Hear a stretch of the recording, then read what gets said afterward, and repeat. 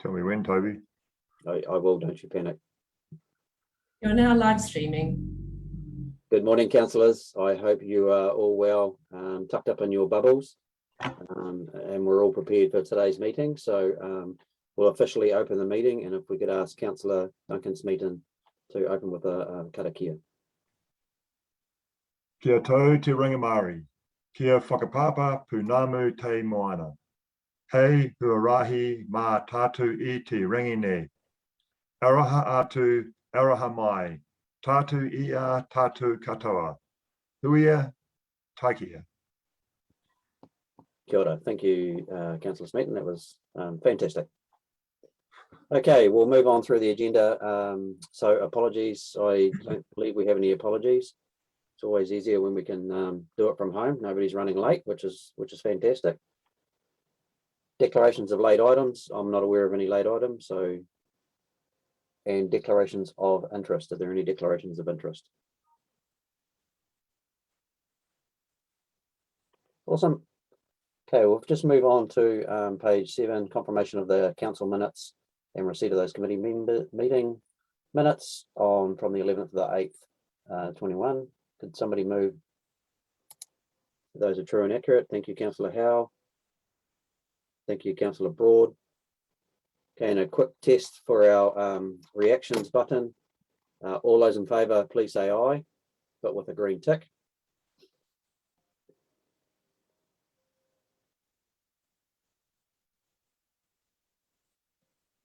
And if you're against, you're the odd one out, Councillor Garrett. So the motion is passed. Thank you. Okay, any matters arising, we'll just go through it. Page 7. So if you can all take your green ticks off, unless you're happy for the rest of it to all get passed and approved. It's be a quick meeting for everybody.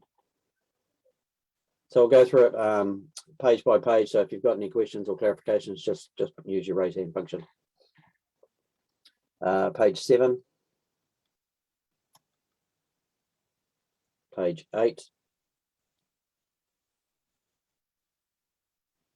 Page 9. Public excluded on page 10. 11. And then publicly admitted, page 12. Awesome. Okay, page 13. The review of the Manaki Toyota Committee terms of reference. Councillor Harris and Councillor Spicer, are you happy to move and second those reports? Thank you. All those in favour, please say green tick. We won't say aye, we'll just go green tick.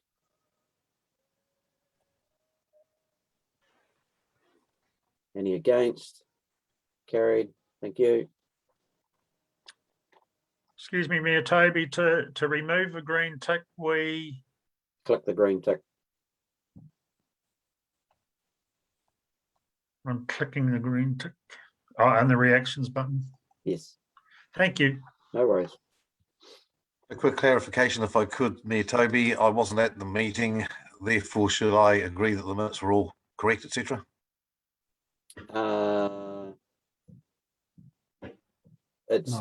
No, you shouldn't. So we'll just note your abstination. I'll remove my green tick. Okay.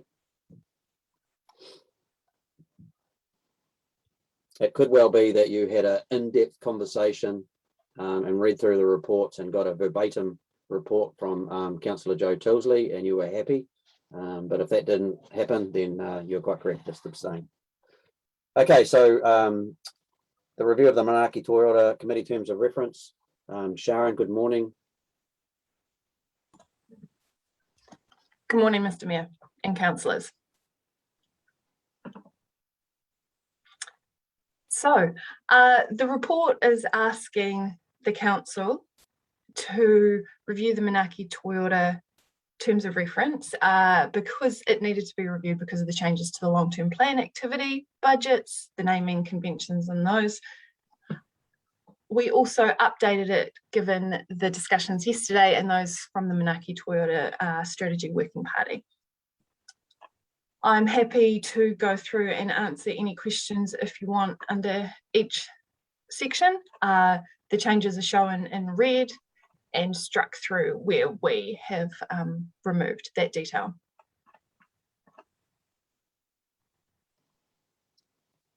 Questions, councillors? Probably the only comment that I'll make or question that I have is that I mean it's been a fantastic process setting up and a challenging process, to be honest, setting up the Manaki Toyota committee, sort of bringing in two different platforms into one, and we've done a great job, and we're going great guns, and it'll be time to start implementing some things.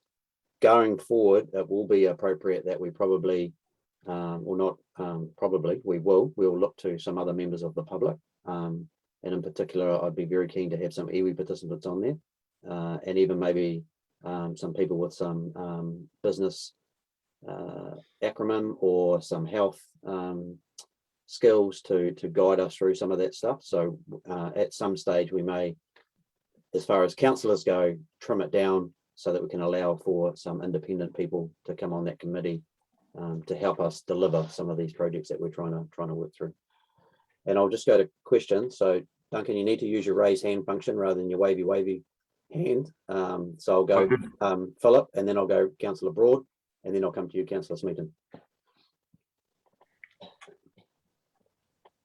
So Councillor Buckthorpe.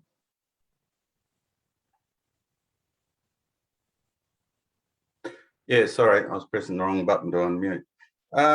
Through you, Mayor Toby. Sharon, on page 20, number 8, where it says review, the terms of reference will be reviewed at the direction of council. Are we not going to put any timeframes in that, or is that sufficient?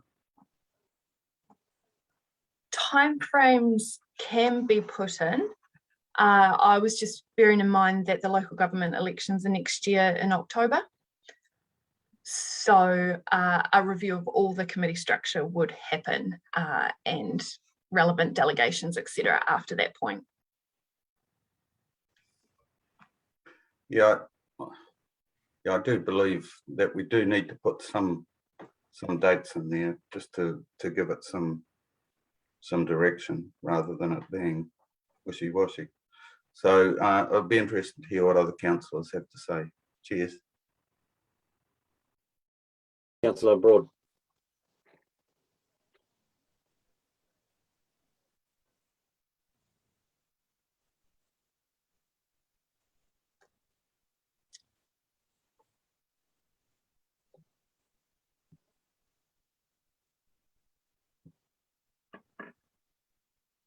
It's the quietest we've ever heard you, Councillor Broad. It's you're still on mute, unfortunately.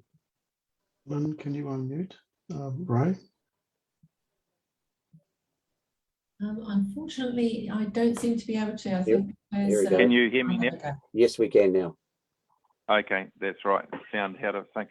Hey, just think through you, Mayor Toby. Page 18, number 2. We've crossed out B, so it goes A, B, C, D, E, F, but we've crossed out B. So the notations there will just need to be amended to align with one of the with B being taken out, just for Sharon's information.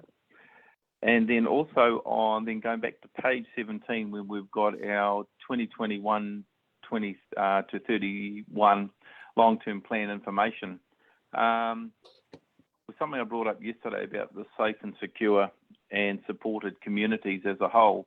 Are we able to put that in there under the long-term plan? We talk about engaged and supported youth, but safe, secure and supported communities, I think is important. Not just police, but we're also talking about elderly, we're talking about social housing, we're talking about what encompasses all those sort of things, that we support our communities and that they're safe and secure.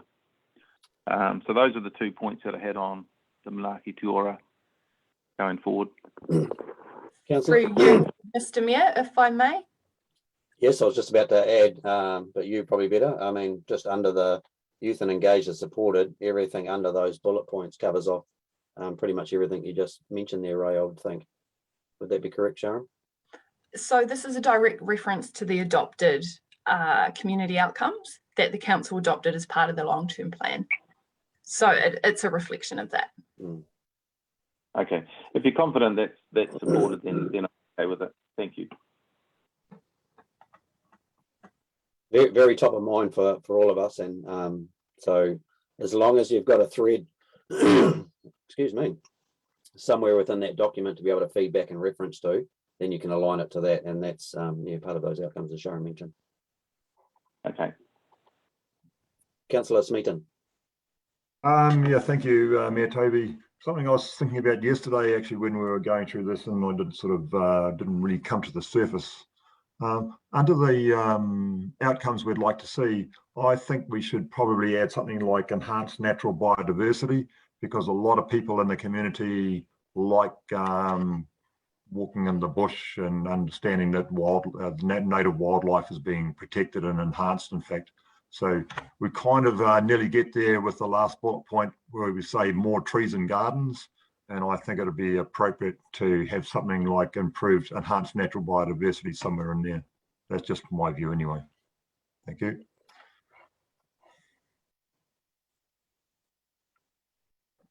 Sharon. Thank you, Mr. Mayor. So by all means, I can put in a statement there like the strategy has stated that all of this work is underpinned by a healthy environment. So the objectives and role of the Manaki Toyota Committee, it's just a brief summary, but if you go down to section 2, specific responsibilities of the Manaki Toyota Committee, to oversee the development of and approve the Manaki Toyota Strategy Action Plan, also oversee the development of the Manaki Toyota Strategy. So the actual Manaki Toyota Strategy and Action Plan is where the rubber hits the road. So the main purpose of the terms of reference is to outline what your key responsibilities are, membership, meeting dates, more the actual functioning, the mechanics of how the committee is to work. You're not confined by that summary of your objectives and role. Does that clarify that for you, Duncan? Councillor Smeaton. Councillor Gentle, and then Councillor Harris. Thanks, Mayor Toby. Just going back to Councillor Buckthorpe's comment in regard to the review, I agree. I think there should be some form of date, even if it says we revisit and possibly review the direction of the council by such and such a date. So at least we can look at it and say we can put that off again, but at least we've got some form of date to look at. Yeah, it's always the hard one of for an incoming council to have direction from an outgoing council as to what it is, and an incoming council might change it up specifically. So as you're aware that all these committees get disbanded after the elections, and then they've got to be reformed and reapproved. So there's always that, it always happens every 3 years regardless, even if it's the exact same councillors that come back. There's always a review every 3 years on those committees, terms of references, action plans going forward. But happy to put in a date if everyone wants to put in a date.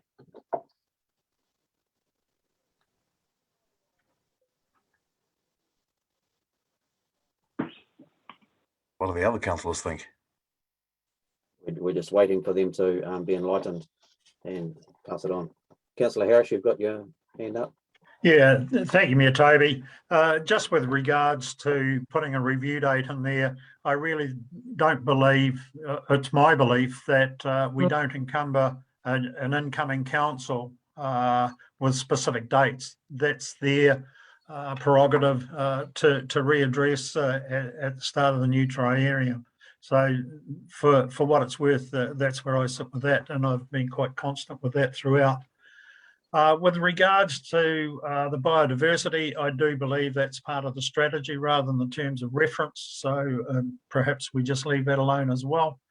What I'd like to do is firstly thank Sharon and all other staff that have worked on this document along with the strategic plan, the strategy. It certainly has been a huge body of work, and given that we basically signed off the strategy yesterday, terms of reference today, I think we're really about to, as Mayor Toby suggested, the rubber is about to hit the road. The only amendment I would like to talk to would be on page 20, item 7 delegations, and F, the authority to approve expenditure. The $5,000, to my mind, is somewhat antiquated in that that $5,000 was attached to what we originally termed the Economic Development Committee, and it's probably been around for quite a period of time. I don't know quite how long, but it's certainly a figure that's been there for quite a period. And given now that Manaki Toura is both a combination of economic development, community growth and social strategies, I do believe that that figure should be $10,000. And I'd be looking for councillor comment with regards to that, because I do believe that an amendment could be put. So I'll just leave it at that at the moment, and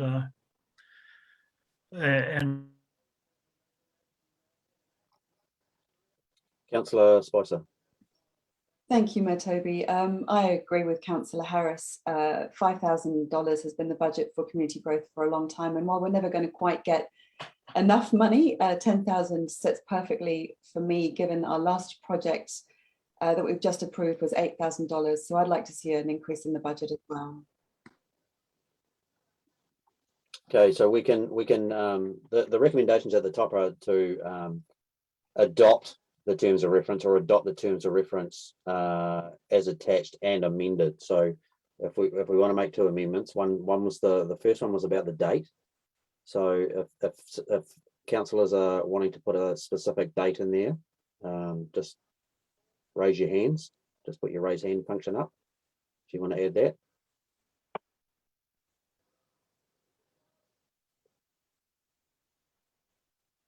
And we've got a few crosses there, so we're not amending that. And if the $5,000 to $10,000, if you're happy to amend it so that it's 10,000, that committee has delegated authority to spend, just raise your hand or put a tick. And we've seen quite a few ticks there. So we'll amend that, Sharon, to change that dollar value. And then we've got the recommendation, which would be that we adopt the terms of reference for the Monarchy Toyota Committee as attached and as amended to those 2 amendments that we just made, or 1 amendment we just made. So I'll be happy to move that. Can I have a seconder? Thank you, Anne-Marie. And now we'll put it to the vote unless there's any other questions or clarifications. But if you're all in favour, start ticking your green box. And if you've still got a question to ask, just put your raise hand function up.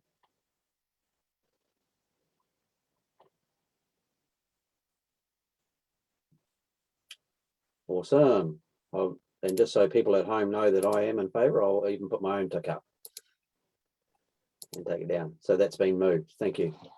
And thank you, Sharon. So we do really need to thank staff and the working party and the 2 chairs for the amount of work that's gone in. It has been a challenging process merging 2 separate committees into one, but going forward, it is definitely the most appropriate committee that we'll have, and I'm looking forward to being able to involve some other members of the community and really start tackling some of this stuff. I'm really excited about it. Awesome. Okay, if we move to page 21, and we have earthquake prone building systems.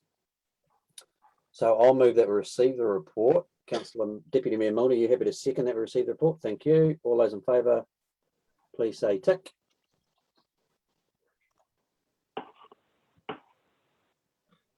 Awesome, thank you. Carried. And Sharon, I believe this is you again. Yes, it is.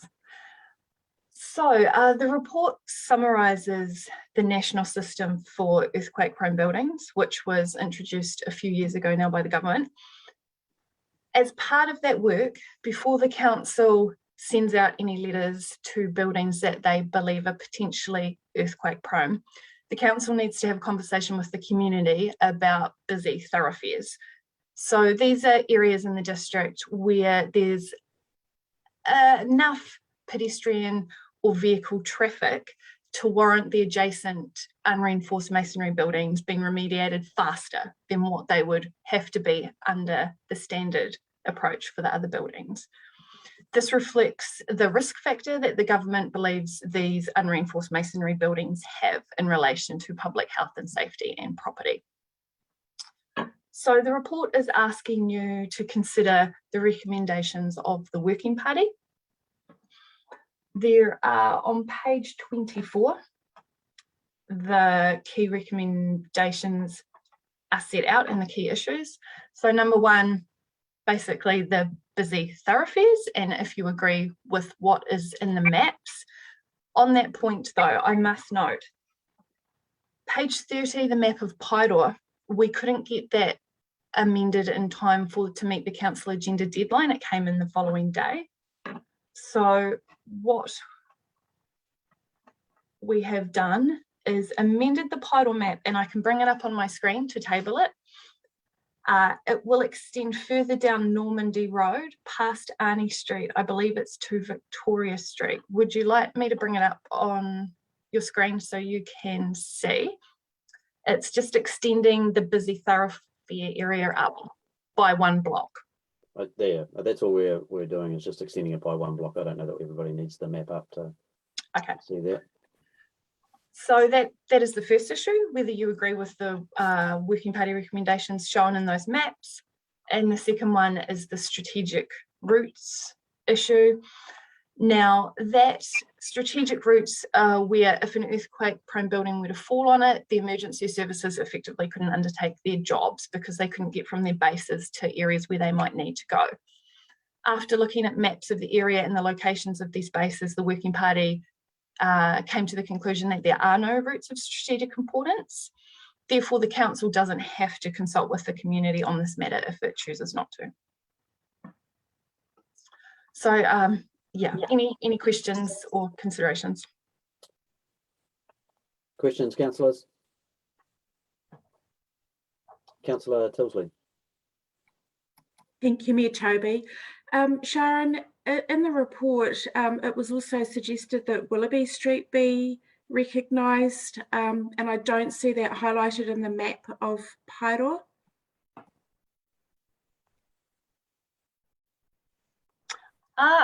Sorry, that is actually an error from a previous report.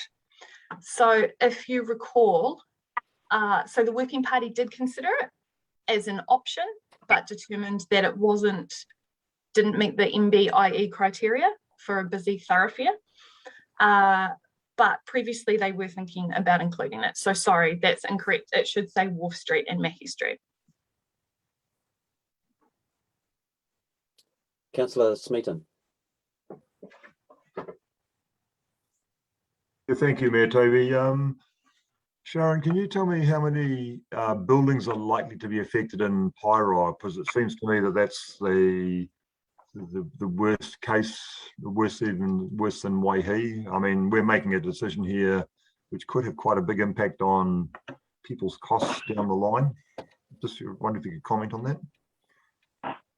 Yes, so the building team has undertaken quite a lot of the initial assessments, nearly all of them. From memory, Peter might have to help me out here, but in Paeroa it was hitting around that 40 buildings, high 30s number. Yeah, it was early 40s, I thought. Yeah. Yep. So, and there's 3 categories. So not all of them will be actually affected by this. I believe in the report I put it was approximately 19 unreinforced masonry buildings. The other ones are another category, so they're pre-1973, 2 stories high.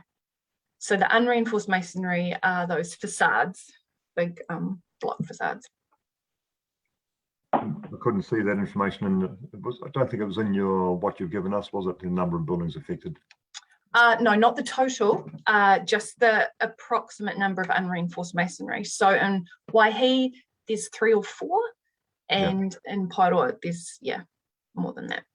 So Paeroa is quite grossly different and quite potentially a much bigger liability than Waihi and Ngatea, of course, which has got no buildings at risk. So I mean, are we kind of prepared for the impacts on the owners of those buildings in Paeroa? I don't know whether anyone else wants to comment? I mean, this has been around for quite a considerable amount of time for those building owners, regardless of the mechanisms that councils put in place, which is just around those busy thoroughfares. But under the Building Act and under insurance and under loans from banks, to be honest, the earthquake proofing of a building has become prevalent for at least the last 8 years, I think it has been. So they're well aware, unfortunately, they're well aware. So all this is doing is signalling and strengthening that to those communities. So nothing really changes too much in timelines as far as their own buildings go anyway. But it is that one competition that Pyro's actually won this time and is worse off.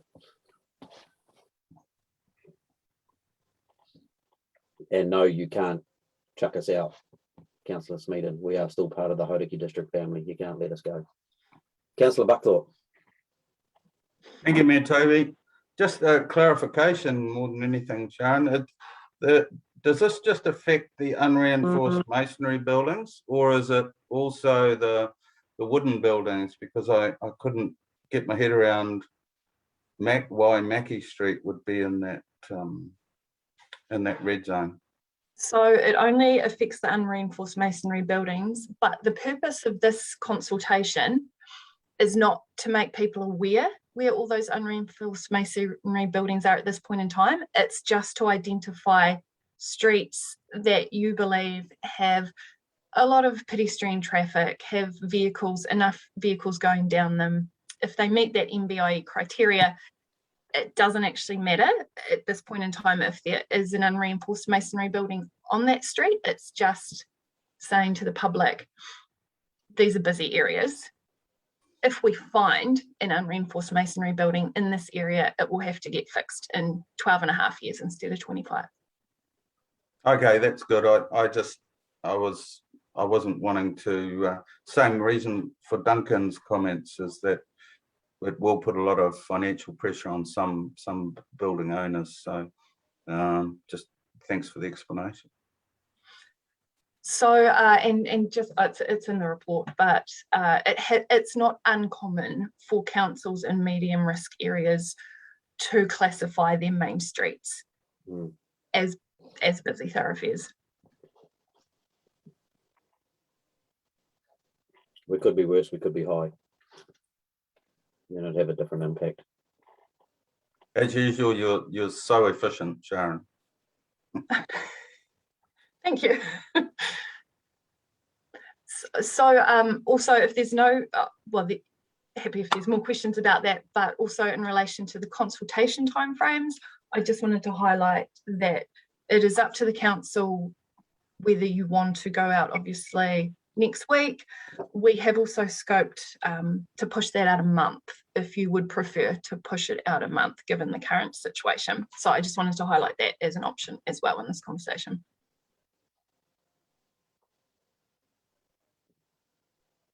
Everybody happy with that? Yeah. So I think the recommendation is A, so that in accordance with section 133 of the Local Governments Act, adopt the earthquake prone building busy thoroughfare statement of proposal as attached. We're happy with that. There's no amendments there. So through you, Mr. Mayor, I would appreciate as amended so I can insert that updated map. Correct. Sorry, apologies. So we'll go with B so that we can amend it to include the extra maps. Everyone happy with that? I'll move the report. Can I have a seconder? Thank you, Reno. Councillor Wilkinson. So all those in favour, start ticking your boxes, please.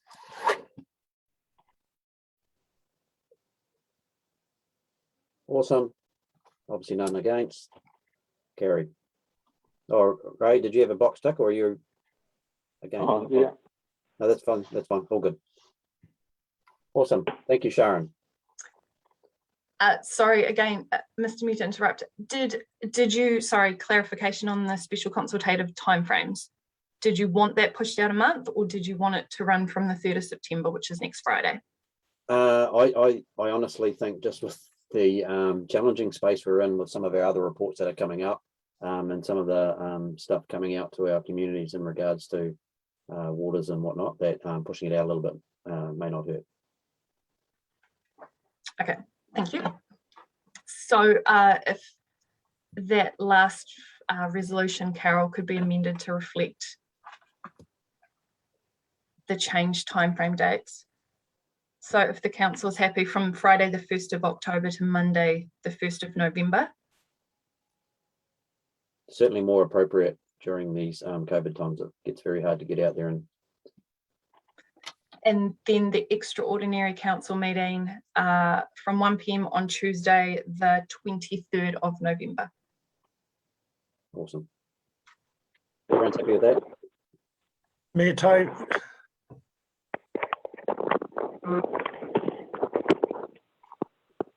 Yeah, wrong hand, Councillor Harris, but that's all right. Oh, my apologies. Right. We get what you're coming with. I'll get rid of that. Hey, Mayor Toby, I just wonder, with this consultation period of pushing it out a month, is there some legislative requirement that it take place in a time frame? What concerns me is we're pushing it out to October through until November, and you've just mentioned a couple of issues that are coming up, not only in this meeting, but with the Three Waters. I just wonder whether we want things tangled up with some. I know this subject is important, but I think the priority should be given to perhaps other things that are about to hit us. I'm just questioning the time frame, whether it has to take place in this calendar year, or can it be pushed out even further? I mean, we can push it out, and even if there is a time frame, we can get a slap on the hand for that. There's all sorts of possibilities, but yeah, with the other stuff, we just don't know, to be honest. And that's what worries me, though, that if we do put this in place starting first week in October, and we find our priorities have changed a little, that was all, and we've gone and tied this in. I think we need some flexibility, and I'd be quite comfortable to push it out early into the new year. I think we've got a few things that we're going to be consulting on around that same time, so it'll just be another thing that we talk about in that space. Okay, well, leave it at that. I've just voiced my concerns. Cool. Sharon, you've got your hand up. I'll just get your clarification on that in the legal sense. Yes, so we do have to deliver the first round of letters for the priority building owners before the 1st of July next year. So from a staff point of view, we thought it would be good to get it done before Christmas. So when we come back after that break, that side can be done. We definitely will get a slap on the hand from the building auditors and MBIE. It is something I suppose that we have pushed out quite a bit with the timeframes already. Deputy Milner. Yeah, thank you, Mr. Mayor. I can understand Councillor Harris's point about not wanting to have too much happening, but if we push everything off, we'll end up doing nothing, and we'll have an absolute ton of work and consultation to come out with our community, and we'll definitely overload people at that point down the track if we keep kicking the can. So I'm quite happy to stick to a time frame.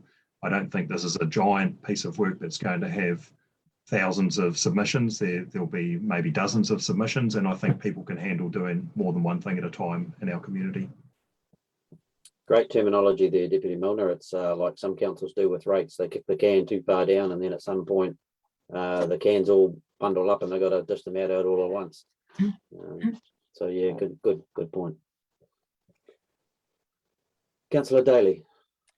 Through you, Mayor Toby, I believe that we need to get on it sooner rather than later. I can appreciate what Ross is saying about the amount of work that's probably coming before us, but I think that not only in fairness to the council getting prepared, I think it's for those property owners that are going to have a lot of decisions to make about their buildings, and I feel the sooner we get something out to them it'll come further at most in their mind, instead of leaving it and then we're in trouble, and also they will feel that we've left it to the last minute.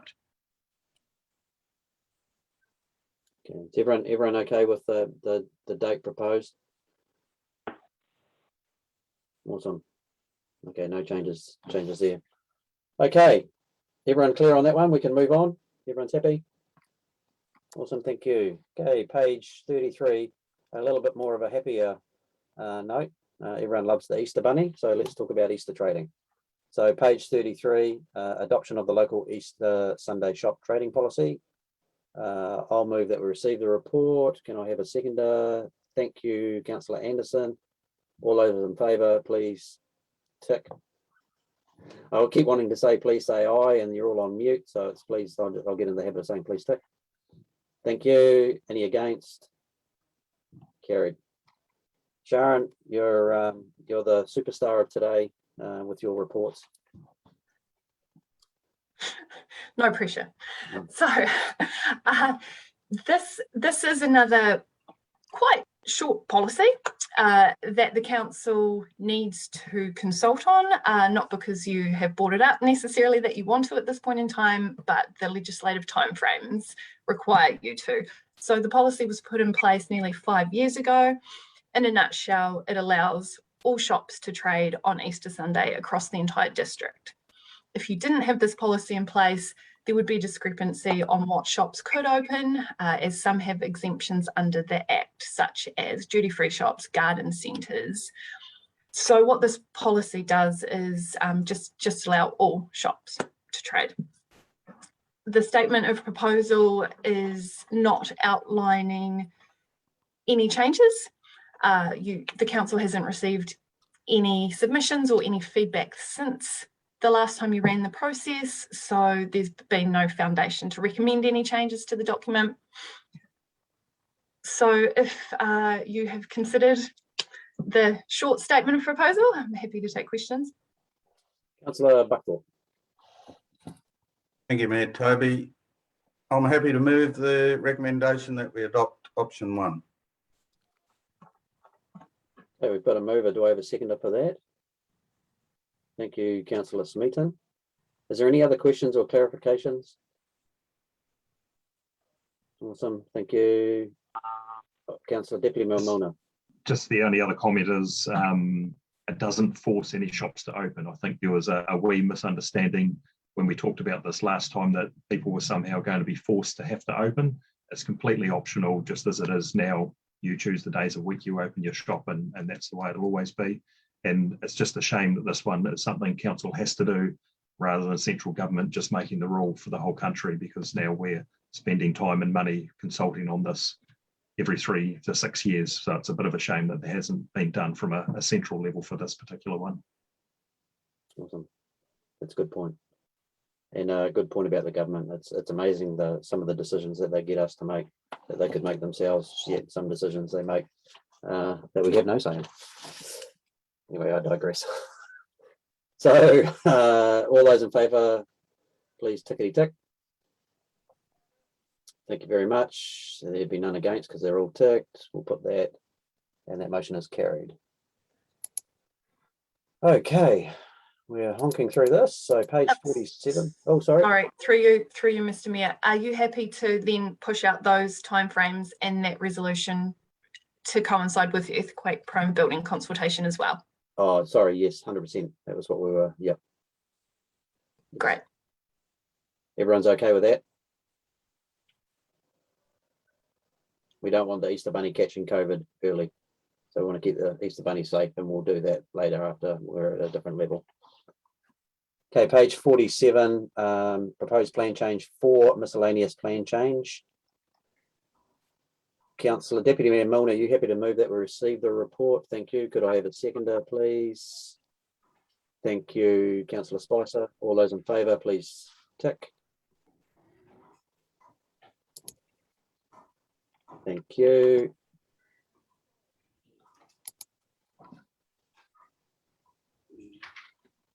And is it you, Peter, or have we got Marina coming, or Lee?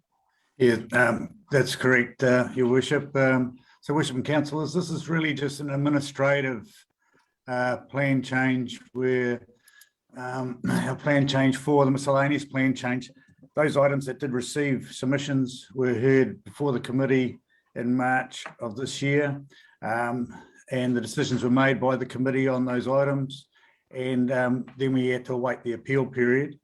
We've received one appeal on an inundation rule that's not included in this resolution for adoption, but all the other items got no appeals. So now those items are up for basically for council to adopt and make them operative from the 15th of September.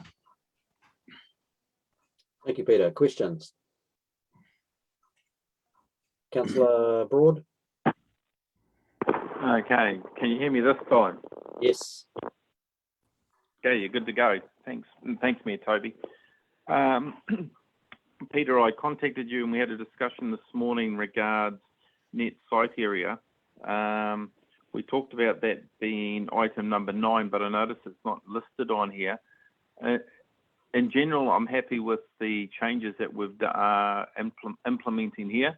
I just need clarification on that net site area that we discussed this morning to make sure that it's clear and the intention of the District Rule Plan Change Committee is clear how it's been implemented. But the rest of it I'm happy with. Yeah, in relation to item 9, the net site area, that's not included in this report. That has been already made operative earlier this year, and I can give you more information about that after this meeting, if you'd like. Yep. Okay. Thank you, Peter. Well, other than that, then I'm happy to support the motion as proposed. Okay, so we'll have Councillor Broad move that. Councillor Gentle. Thanks, Mayor Toby. Just a question. I tried to go through it. Maybe I missed it. Is anybody able to tell me whether the judge's cowrie is one of those 27 items? Because that was protected and it would be good to leave it protected. Other than that, I'm happy with everything that goes through. I just could not find it in the time that I spent looking to see whether that was one of those numbers that are there. Peter. I'm sure through Mr. Mayor, if it was protected, we wouldn't have made it unprotected. So, okay, thanks for that, Peter. I definitely don't recall going through a process of unprotecting anything that was protected. So I'd give you some confidence there, Councillor General, that it remains the same. So are you happy to second then, Councillor Gentle? Yes, happy to second it on that understanding. Awesome. So we've had it moved, we've had it seconded. Is there any other questions, or are we happy to put that resolution? Awesome. All those in favour, tick away. Awesome. Thank you. And thank you, Peter and Lee and Marina. We know that that's been another, didn't say challenging. Well, it was challenging, long process, and it's quite an absolute mission to get some of this stuff changed and through into a process that becomes operative.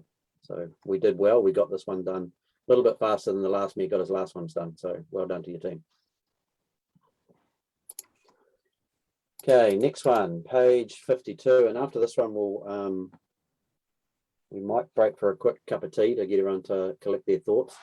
And then when we come back from our cup of tea, it'd be nice. I'll give the ward chairs a little pre-warning that we might just do a little quick catch up on where we've been and what we've been up to, because we haven't done that for a while, so that all the councillors are aware of what's going on in the other wards. So we'll go on to page 52. I'll move that receive the report. Can I have a seconder, please? Thank you, Councillor Howe. All those in favour, please tick.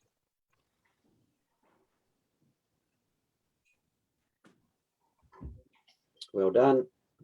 There's none against, so that's carried. And it's for the appointment of a commissioner in regards to the application for TSF 1A. And I presume Peter and Lee, you'll be the speakers to this report. yes, Your Worship. So this is just a report to appoint Alan Watson as Commissioner for this application. and Lee is available for any questions that councillors may have in relation to this.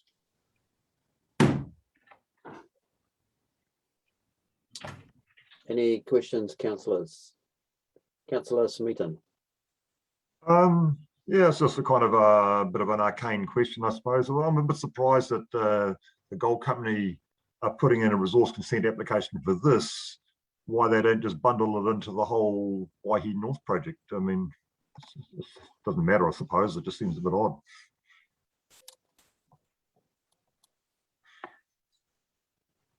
Lee, Peter, would you like to make comment?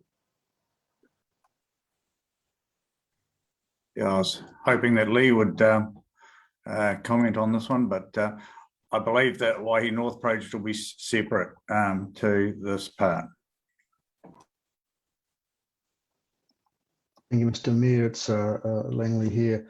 I'd imagine it's just a matter of timing, in that we haven't had the application for the Waihi North project, which does involve another tailings facility, and they, I guess, in terms of the time frame, they need this matter considered ahead of the time for that other matter. Thank you, Langley.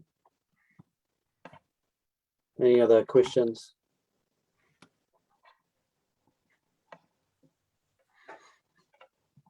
Okay, can we have somebody move the recommendation to appoint? Have you got a question, Philip, or are you Councillor Buckthorpe? Happy to move the recommendation as provided, Mayor Toby. Thank you. Could I have a seconder?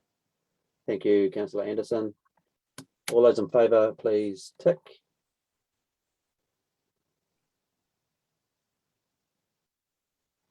Awesome. And there'd be none against. Carried. Well done, team.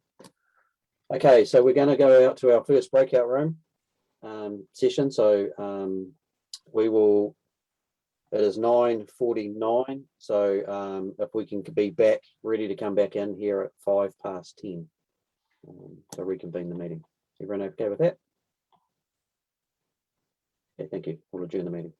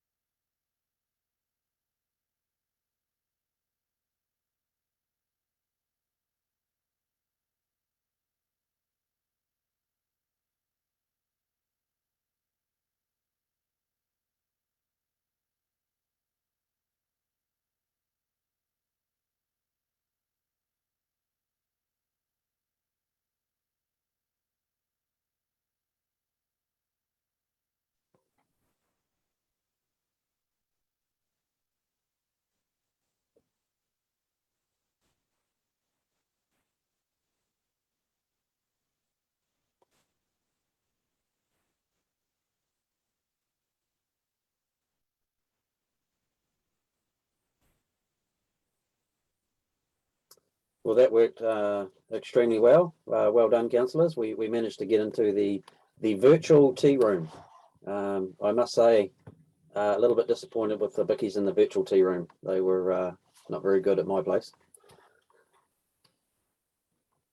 So if everyone looks like they're back, which is fine, and we've just gone 10:05, so we can reconvene. So before we get onto our next report, which is on page 59, we might just have a quick ward chairs update, just to keep all the councillors in the loop of what's been happening, if there's much to update.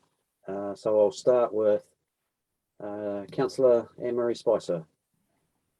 Thank you, Mayor Toby. Not much from our Community Assistance Fund at the moment, just a few hall hire fee waivers. Very pleased to see the Life Skills for Mental Health program supported at Manaki Toyora. That starts at Waikino School, rolls out to the Waihi ward area and then the district, so that's exciting. I think as a ward, we are looking forward to getting the fountain fixed at Gilmore Lake and are looking forward to a report on that coming soon. We are also looking forward to a report on the Wetland Revitalization at Gilmore Reserve. I know there's been some work done on that. Looking forward to that coming to council soon too.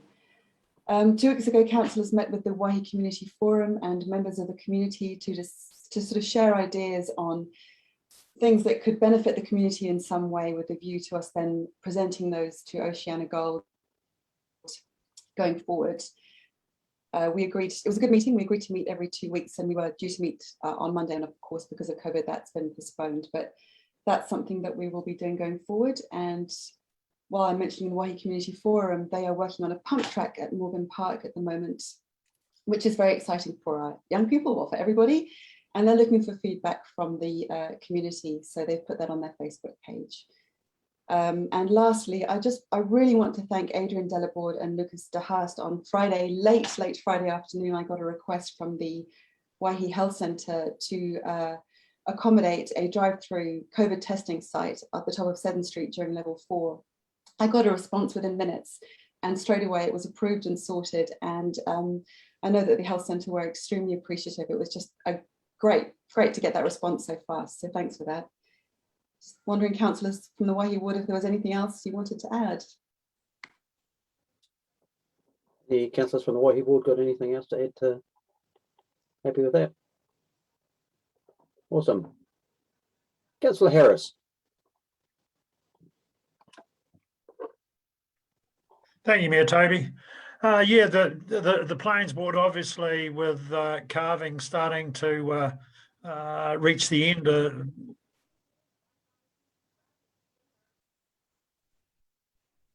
I don't quite know what happened then.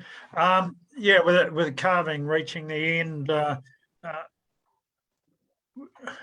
Am I coming through clearly, guys? There seems to be an overlap of comments somewhere. No, you're coming through loud and clear. Oh, good as gold. So as I say, relatively quiet out here at the moment. Probably the wettest winter we've had for probably 2 years, maybe even 3. I can't walk around my small property with my slippers at the moment, so in my slippers. Probably the things that obviously COVID and the Woodturners Cafe being a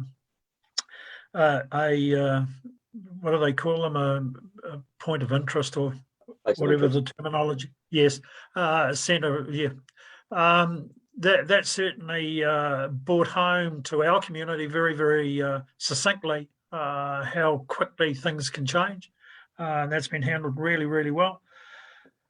Probably, I don't know how our other councillors throughout the Hauraki district, whether they're receiving a number of comments around Three Waters and citizens forums and citizens opportunity to vote against it. But I'm certainly starting to receive a number of emails suggesting that we should be running such. But that's something we need to face in the future. We've got our ward meeting program for early next month. I think it's around the 12th or 13th. I dare say, dependent on where we are with lockdown Whether it's level 2, level 3, I don't know yet. So we need to address that. There has been a poll running on Facebook regarding the rebuild of the Ngatea Library, with the poll suggesting that the area needs to be increased for meeting rooms and 1 or 2 other areas. So that hasn't really got a lot of traction, but it is sitting on Facebook at the moment. So yeah, very quiet out here at the moment. Mating's about to start, so farmers will have their heads down and ensuring that cows get back in calf. But if there's any other comment from Plains Ward councillors, please chip in and add your voices. Any of the other Plains councillors got anything else to report? Yeah, yeah, sorry, Phil. oh, way you go, Ray. Rod. You go first, Rodney. Yeah, no, just in support of Ross there. There's been a hang of a lot of comment over the Three Waters and quite damaging towards the council, actually. I must take it up with you, Mayor Toby, at a later date. Yeah, so there has, I mean, I get daily emails. So the press release that we put out there, and I think I sent that to Duncan Smeaton as a copy and paste. I mean, that's what you refer back to. So that's got all the facts and information in regards to where the stance is and just how much input we can have at this stage. So yes, there's also been a post on Facebook. There was going to be a town meeting organised with, we're not quite sure who the MP is. It changed from Bryce to Scott to all sorts to the deputy leader, but we think it was Scott Simpson on this way this is going. So it will keep rearing up because more and more people are getting a bit of traction. But at this stage, our current media release that we put out a week and a half ago, 2 weeks ago, is still the current response that we need to deliver as a council, because that's where we're at. We can't legally, we can't go out and ask. We've got nothing to ask about yet because we don't know all the facts. So that's where the current stance is. Through you, Mayor Toby, it's consistent with my reply to the inquiries I've had. Thank you. Yeah. Councillor Buckthorpe, did you have something else to add? Yeah, just endorsing what the previous 2 guys have said. At the Drainage Committee meetings, there was a lot of uncertainty. They were quite upset about it. The main area of contention is around losing the asset that they believe they've paid for. I've given the same message that until we've got the whole picture, we're not going to be making a call. Yep. Awesome. Nothing else to add from the Plains. Councillor Daly. Thank you, Mayor Toby. Pretty quiet at the moment, like the others. Just want to say that we finally have the Pairo netball lease signed, and thank you to everyone that's helped to get it to that situation. It's been quite a long and drawn out process, but all it means is that it's the same as other leases that are similar. So we're just bringing everything into line. There's some more changes, small changes to be made at the wharf before it has an official opening.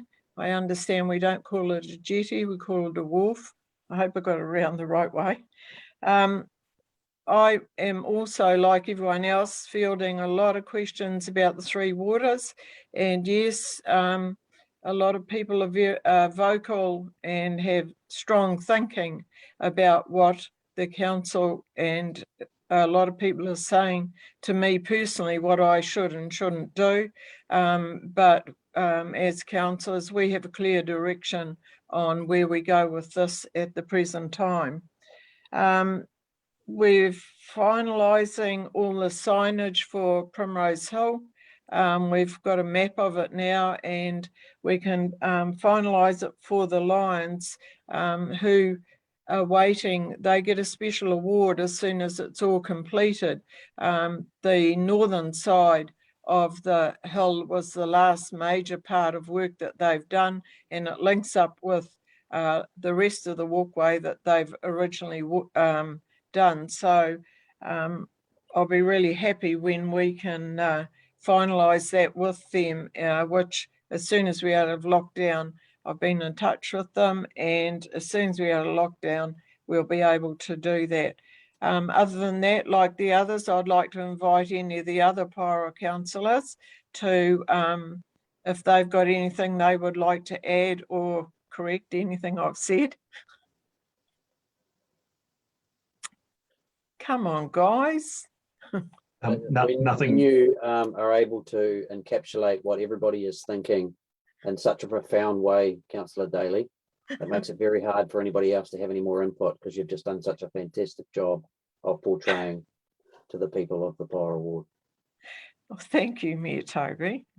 I'll add a tiny little bit, but back up what Councillor Daly has said with those projects that have finally come to almost finished, and some of them have finished with getting leases signed, etc. The only other item of interest at the Pyro domain was the junior soccer players have been using the domain a wee bit, and they're very pleased with the facility and access to the public toilets and all that sort of thing. And it's had no impact at all on any of the existing rugby activities. So that's a great win for the youth of our town. And just back up what others have said about the three waters, I've had comments from people as well, and I've suggested that they keep an eye out for the Mayor's bubble time that he does. And I know the Mayor's always available to talk on the radio to anyone that wants to have an interview, to go over and clarify that as to what it means for our local Hauraki district residents, because there's a lot of information out there that's probably not as correct as it should be. So if we just keep listening to what our Mayor says, because he's getting the best information along with our CEO, so if we can keep putting that correct information out there, that should help people understand what this is all about. Awesome. Thanks, Paul. Councillor Harris, you got your hand up? Yeah, thank you, Mayor Toby. Just a question of Deputy Mayor Paul Milner. Interested to hear you say, Paul, that junior soccer is being played on the Pyro domain. Is the surface suitable for football, or I thought that football would be, the surface would have to be quite pristine as opposed to a game of rugby? No, they were more than happy. The condition the Parks and Reserves team keep that field in is, I mean, if it's not 100%, it's 99% quality. They're actually not using the actual number one field at all. They're using the areas, either the number two field or the area between the toilets and netball courts. So that's completely adequate for the junior soccer, and they're absolutely loving it. Awesome.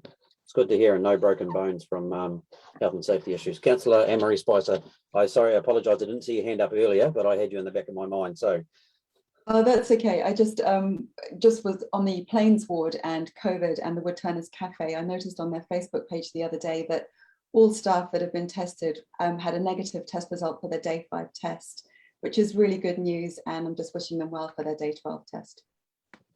Yeah, and I think we've been very lucky with our, particularly with the Woodturners Cafe, but also the whole Coromandel, because I know a lot of people in the Coromandel travel right throughout our region. They have seemed to have dodged a massive bullet, which has been absolutely fantastic. So that's awesome news. So I'm hoping that our next level is, or our next announcement is that we go down to the next level of level 3 at least. It'd be nice to go to a 2, but I'd say we're better at 3. And if those trends continue for the Coromandel of negative tests, then we should be able to come out a little bit earlier. So it's been fantastic. So just an update from me. Yeah, nothing too drastic apart from the same thing. I mean, getting daily emails, messages via Facebook about the waters, and my comment is just the same as I've been making before. That's where we stand. I haven't gone into the current one on Facebook because it's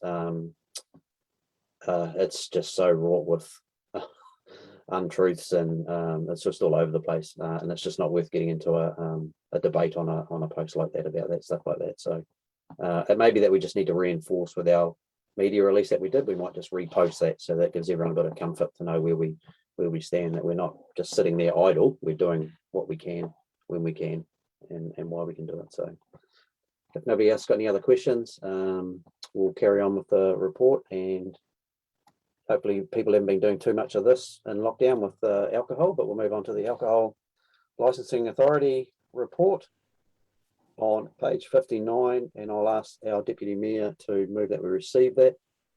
Could I have a seconder for that? Thank you, Paul Anderson. All those in favour, please tick.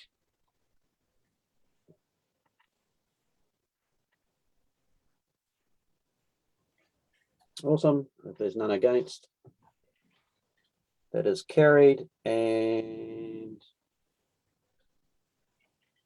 who will be taking us through this report? I will be, Your Worship. Oh, thank you, Peter. I assumed that you'd be well across it, but I didn't want to make that assumption that you may have delegated that to somebody else. Yeah. So through you, Mayor and councillors, so this is the annual report that we do to DIA ALA every year. It's advising what's been happening, and it's really been a bit of a quiet year in terms of having hearings for the District Licensing Committee and really the report speaks for itself, but our Chair of the District Licensing Committee, Councillor Milner, may wish to comment. Thanks, Peter. Through you, Mr. Mayor. I guess the highlights are we have 91 managers licensed in our district. There's 40 venues right across on and off licenses, as well as the clubs. And we had no hearings this year, and that's due in most part to the venues working with the agencies, which is the police and the health and the council staff, to ensure they have good applications so that they go through without any trouble.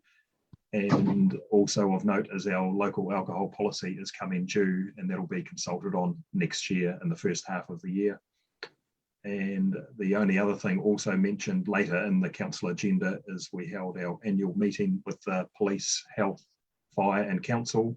And that was just basically an hour and a half over a cup of tea and a biscuit, just to get the people around one table and talking to each other about their state of play across our district and how they're all working together. So that was well attended and well received by those agencies. Happy to move the report. Thank you. So you're happy to move the recommendation. Councillor Broad.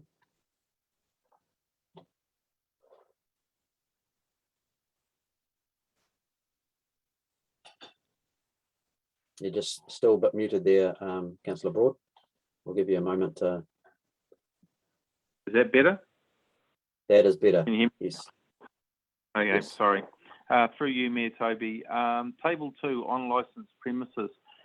I noticed on there Pyre or Waihi, and then Ngāti has only got one, Ngāti Hotel.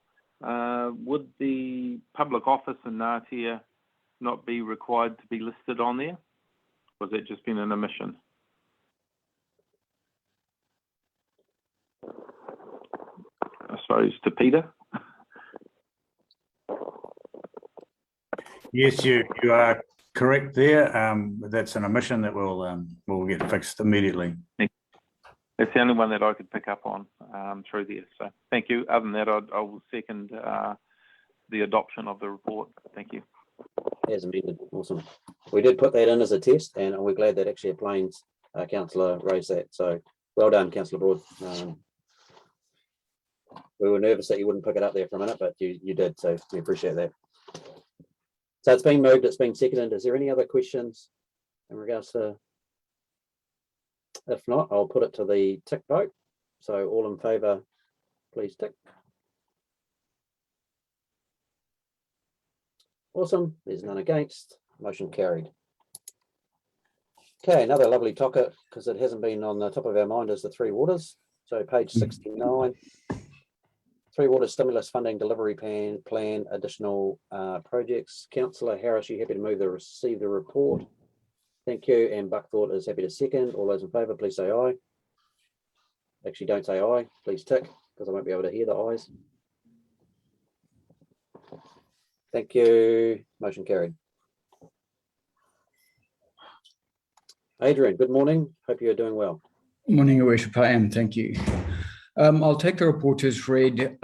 What this report does is it presents to the council a change around in what we're spending the money on.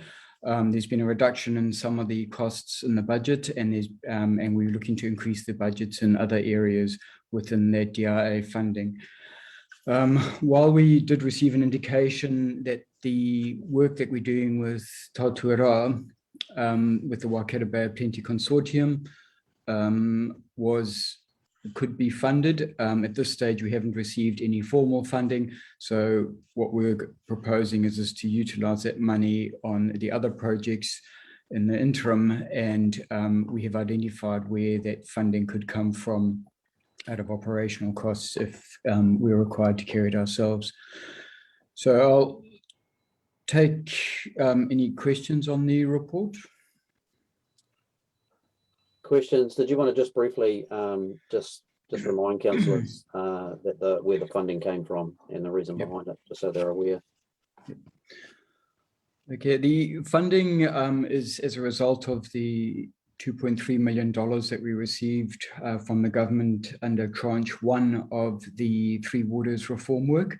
It was a no regrets funding package, and no requirements on us to engage beyond that point at the time.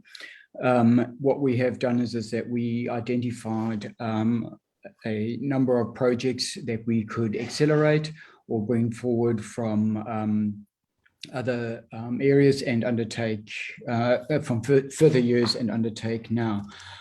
And so we've been able to get a lot of that capital work underway. It has a deadline of completion at the end of March, and any works not completed by the end of March become a council cost. So we are very carefully managing that project to ensure that that doesn't occur. So everyone's clear on that. So this is government funding, not ratepayer funded projects. Until it becomes part of our asset, then obviously it would be a depreciation cost and maintenance and operation cost going forward. Councillor Harris. Yeah, thank you, Mayor Toby. As Adrian has explained, it's part of the 2.3, and what we're doing and what staff are recommending is a budget reduction on the SEP screen and the spare filtrate pumps, and moving that reduction into instrument improvement and desludging of the wastewater ponds. I move the recommendations as contained within the report. Thank you, Councillor Harris. Councillor Board, do you have a question? Yeah, through you, Mayor Toby. Just got a question for Adrian. On the next report we've got coming up, we've got extra funding to do with stormwater and sewage disposal for Morgan Park. Can the money that has not been utilised in this part, can that be transferred over to be used there? No, it wouldn't be able to be transferred. The ones for parks and reserves, it's not. This is has to be projects that were on our LTP or operational budgets, and so this is that would be a separate amount. Okay, thank you for that. Okay, any other questions? If there's no other questions, is there somebody happy to second the motion? Thank you, Sarah Howe. I'll put it to the vote. If there's no other questions or clarifications, all those in favour, please tick. Motion is carried. Okay, page 75, Morgan Park sewer pump station installation. Councillor Wilkinson, are you happy to move that we received the report? Can I have a seconder, please? Thank you, Councillor Tilsley. All those in favour, please tick.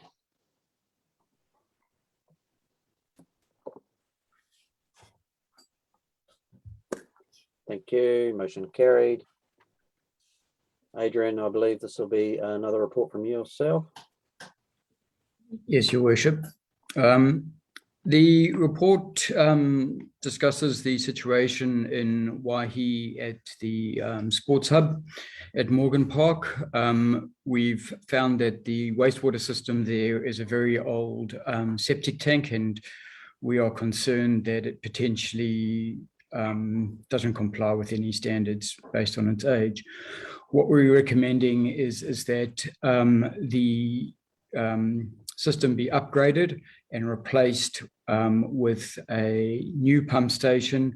And while it is not a resolution, we are proposing it as a possible resolution, that it be vested with the council as a wastewater asset.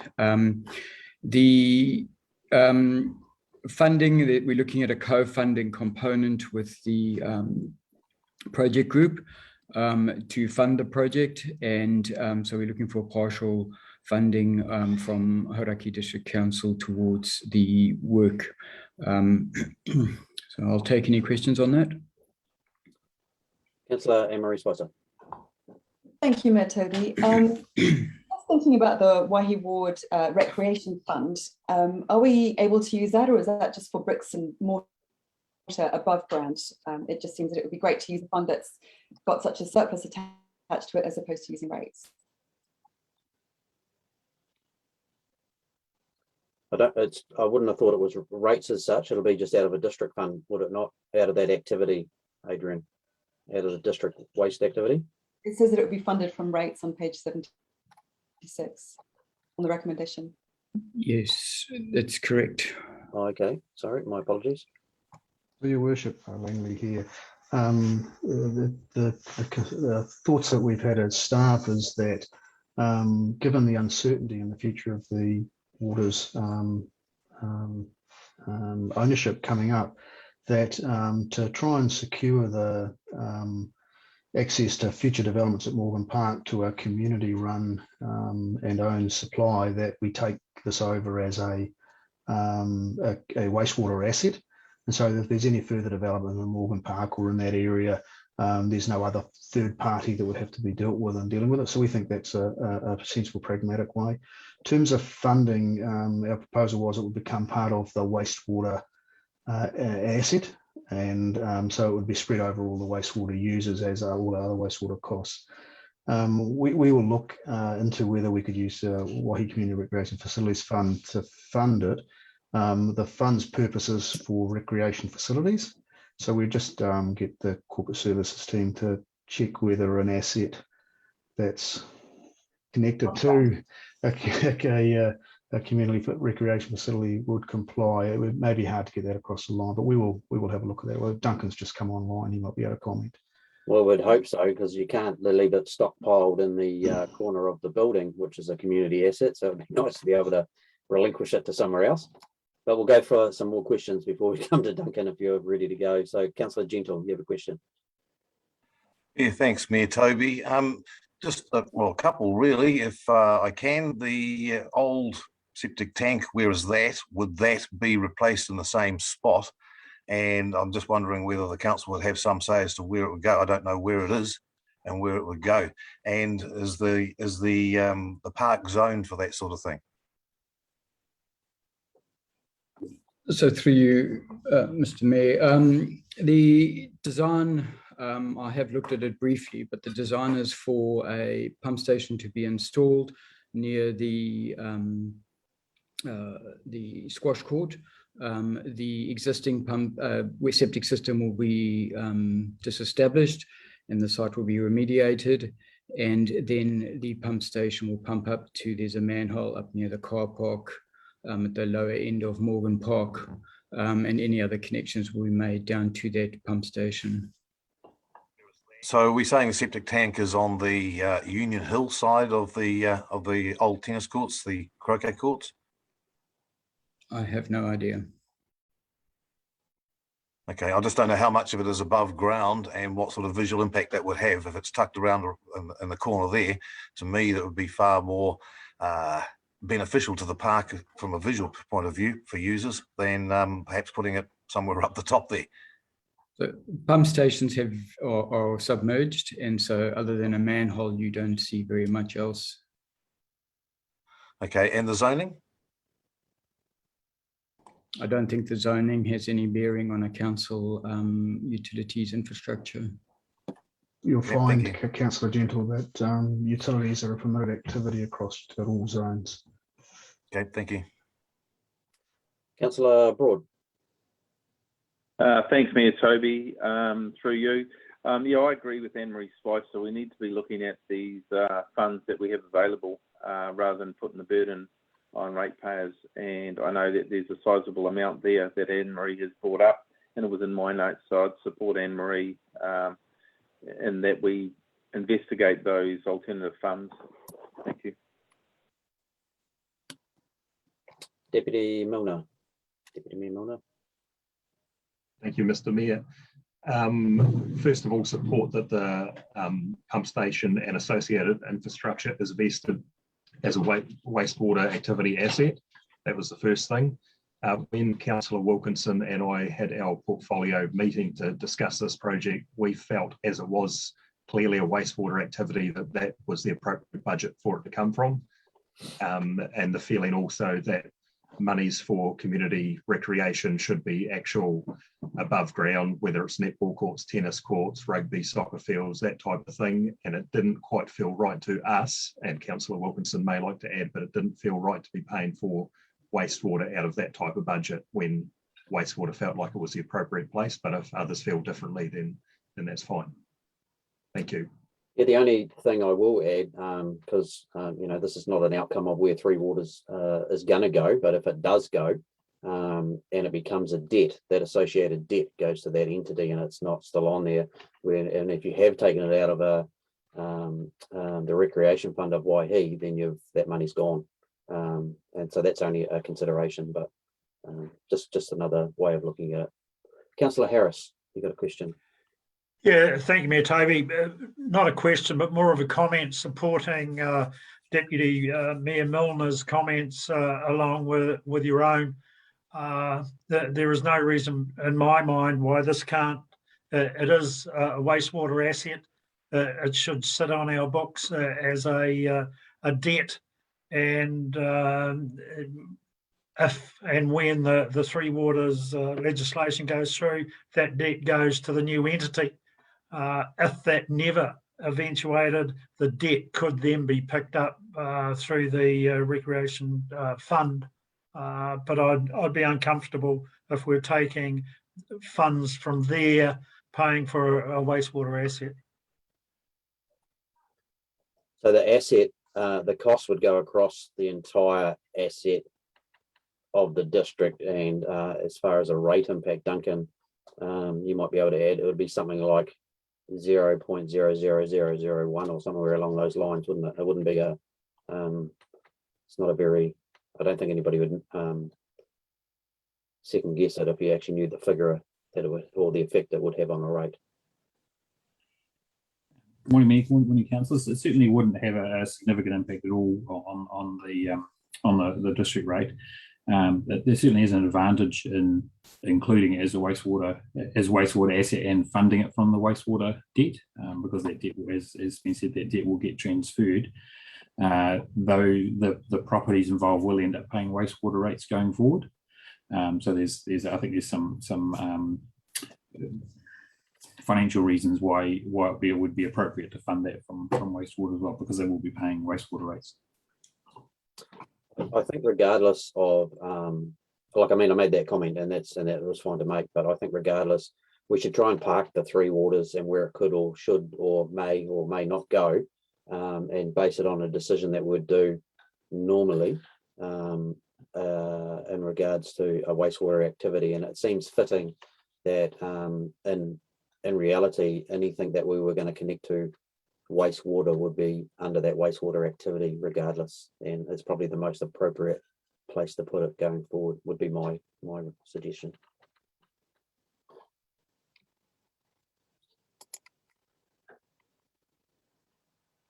Your Worship, if I can, then if we could amend the recommendation to read that the expenditure of $18,560 in the wastewater capital budget in the 2021 financial year.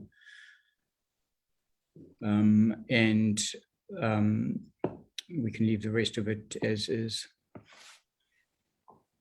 We'll leave that. Councillor Broad, you've got a question again?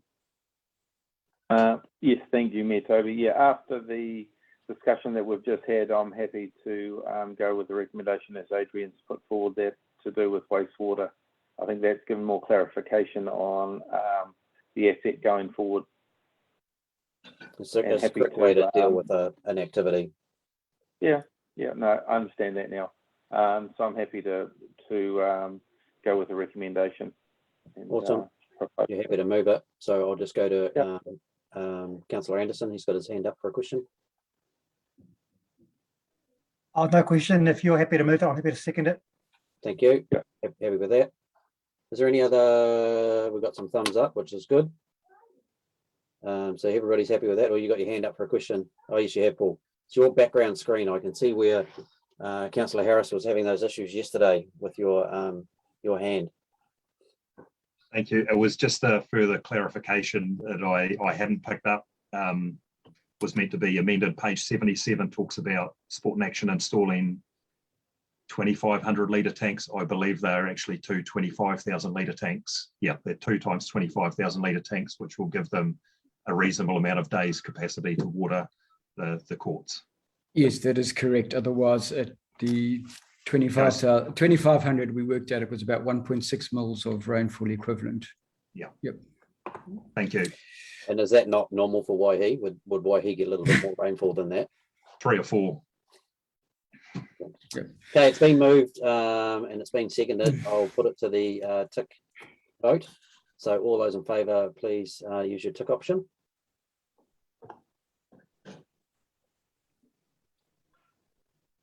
Awesome, Councillor Smeaton. Councillor Buckthorpe, you're happy with it? We're just waiting.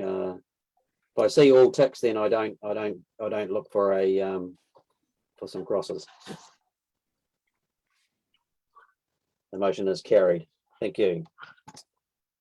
Okay, Community Services Report on page 81. Councillor Wilkinson, you're happy to move that, receive it. Councillor Tilsley, you're happy to second that we receive the report. Thank you. All those in favour, please tick.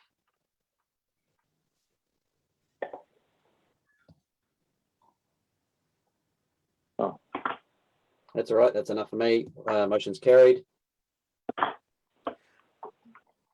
Thank you, Worship. Just if I can just go back to the previous report, the septic system is immediately to the east of the existing squash court buildings, and that's where the pump station will be located. All right, I'll take the community services information report as read. Just some things I wanted to highlight in there. We are getting the pool repainted in Paro, just based on some learnings we had out of the Nadia pool.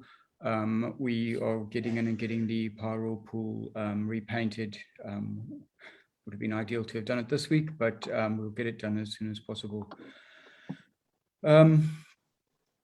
The sports fields, we looking to carry out some turf renovations on Paro number 2 and the Hayward Domain number 1 and Centennial Park number 1, and we at the moment looking to secure quotes for that work and to get that undertaken.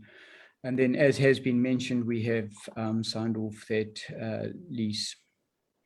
The reserves management plan consultation is underway, and we will continue to consult on that. We have received a reasonable amount of feedback, but quite a lot of the feedback that we've received is that we support what you're doing now about the waters. So a lot of it, they've used the submissions to deal with the waters. The community facilities, elderly persons housing, we have undertaken some renovation around the hot water cylinders that needed to be replaced. And as 2 of the units have become vacant, we are undertaking the opportunity to do renovations on them as we do in that situation, if required.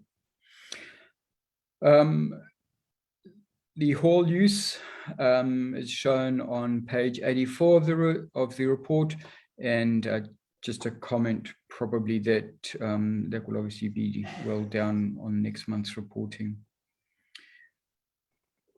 The Para Sports Hub, as I think many of you are aware, we did receive, I think it actually came through at the last council meeting, during the meeting, but we have formally been notified that we received the funding from the Grassroots Trust, and the first meeting has been held to us by Global Leisure Group to establish the Sports Hub and to get that underway.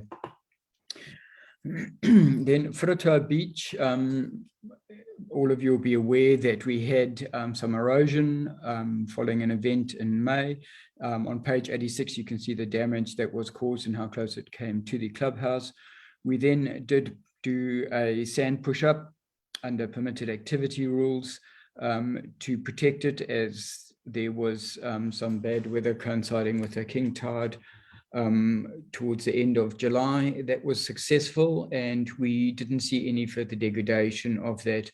We will now work with the scientists and regional council to secure a lease to undertake that works, and that paper will be brought to the council considering the two different options regarding not a lease, an easement, a resource consent, and regarding the two different options we will have to remediate that site. And also it will include planting as an option to remediate the site. And that brings me to the end of the report. Are there any questions? Councillor Smeaton, you have a question. On that Whuratoa Beach thing, Adrian, I would have thought that having a digger down there was completely, utterly pointless and just a total waste of ratepayers' money, because I was at Waihi Beach recently myself, and they spent a fortune down there trying to fight nature, and Mother Nature basically just never stops. And so I put it to you that you would have been better off to have just left that digger back at its base. 10 cents worth. Yeah, thanks for that. Yeah, look, the sand that we put up there was considered to be a sacrificial layer of sand, and we moved that sand up and we sort of bundled it at the toe, fully expecting that by the Wednesday morning we would have nothing left. So basically what its intention is of pushing that sand up was to prevent the loss of the Surf Lifesaving Club if the embankment had been eroded any further. We were fortunate in that we actually didn't lose any of that sacrificial push-up. And so the work that we would do is that trying to get that planted, because vegetation cover does significantly reduce the erosion going forward. But at this stage, as I said, it was purely a sacrificial layer of sand. And as you indicated, we didn't expect it to survive, but it did. The weather was such that it didn't actually blow it out. So it's still there today, Adrian. So we got value out of that 10 cents, Councillor Smeaton. We did well. It's just perhaps if I could help answer Councillor Smeaton's question. So as you appreciate it, it's a natural process which happens in beaches like this. This beach is very similar to Waihi, where it's a closed system. The sand is moved off the dunes during a storm event and just goes out into the bay. And then over the preceding months or years, the sand then builds up again. And with any luck, the vegetation comes over and helps to contain it. So essentially what we did is accelerated a natural process that might take 6 months to a year to re-establish that dune, the dune sand. So it's and of course we did it in consultation with Dr. Jim Darn. He's probably a well-known coastal scientist in New Zealand. So no, I don't think it's fair to say it was a waste of ratepayers' money. In fact, it was, in my mind, the most appropriate process rather than trying to hard engineer something there to get the dunes back to a natural state and now let the vegetation, hopefully without too much storms, to slowly come down and hold that sand. Thanks, Amy. Duncan, I'll allow you to. I'd just like it noted that I disagree with the comments made by my two learned friends, and I hold my point of view. Thank you. And I think that the reason why we've got where we are now is basically just dumb luck in terms of Mother Nature's activities. But that's just my view. Yeah. We appreciate your comments, Dr. Duncan Smeaton. Councillor Anne-Marie Spicer. Thank you, Mayor Toby. Adrian, my question is about the senior housing that council owns, and specifically on Moresby Ave, at the top there, close to the college in Waihi. I don't expect you to answer this now, but if you could email the Waihi ward just for an update. There's a very dangerous dip by the side of the houses there, and it was loosely fenced off and now it has yellow tape around it. If we could get an update on what's happening there, that would be great, because I worry about that yellow tape being sufficient. There's also a bench there that really needs replacing too. So if we could get an update on the board at some point, that would be very helpful. Yeah, I can give you an update on that now. I did an inspection with Desiree of all the sites, of all the different elderly persons housing units, and that was one of them. And following the inspection on that, I asked the design team to undertake some investigation to try to determine the cause of what was going on there. So we have got some work underway. I don't have any answers for you at this stage, but once we do know what that is, we will definitely circulate that.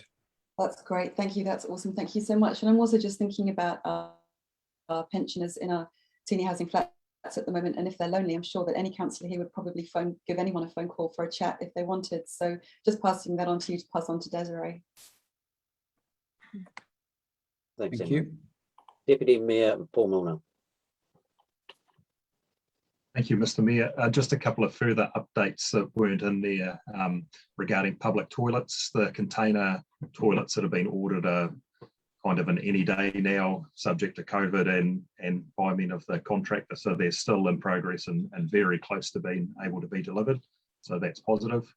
The rural halls, Councillor Tilsley is going to be making touch with the rural hall committees shortly as time allows to set up meetings potentially to talk about funding that's available for those groups, and also building capacity amongst their volunteers. So that's an ongoing thing that, COVID permitting, by the end of this year, we'll have some meetings and some action for them. And also the sports hub was mentioned there. It was well attended. There was a good number of people put their hand up to be part of the project going forward, and it seemed to be fairly well received. I wasn't there myself, but Councillor Wilkinson was, so it might be appropriate for him to add a comment as well. But from all accounts, speaking to staff that were there also, it was well attended and good support from the community, which is really pleasing to see. Thank you. Thank you, Paul. Councillor Harris. Yeah, thank you, Mayor Toby. Just a couple of comments and perhaps a question of staff. Councillor Anne-Marie Spicer raised the issue about pensioner housing and what was happening there. Is it correct that having read some reports coming out of Wellington, that councillor housing or councillor owned senior housing, pensioner housing, call it what you like, those that are occupying those units are not eligible for the full support from MSD for supplementing rent, but if it was publicly owned or privately owned, they would be. Have I read that report correctly? Because that does concern me if that is correct. So that's a question I have of someone. It is incorrect? So they are eligible. So anyone in New Zealand is eligible for MSD funding, regardless of where your living arrangements are. What was around at some point was that there was funding available from central government, but not if they were council owned. Yes. So that's why some councils sold off their assets to trusts or other public entities, and then they were eligible to get that funding. So I believe that the funding mechanism is changing back to how it was, that it doesn't matter who owns the asset, that you can apply to separate funding. That's the way I believe it. Okay. I'd just like some clarification of that at some stage going forward. The other question I have of Adrian is the work that's being done, suggested to be done on the Hugh Hayward Domain #1 field. as part of our long-term plan submissions, there was some very, very strong submissions coming out of Ngatea and the surrounds regarding the state of the number one field. Are we, as part of that long-term plan, have we got any forward planning for projects regarding the Hugh Hayward domain? And I'm talking of cricket fields, I'm talking of irrigation, a whole host of things that come out of the long-term plan. So given that we do have a Plains Ward meeting in the near future, it would be really, really quite helpful if we could address some of those issues during that presentation.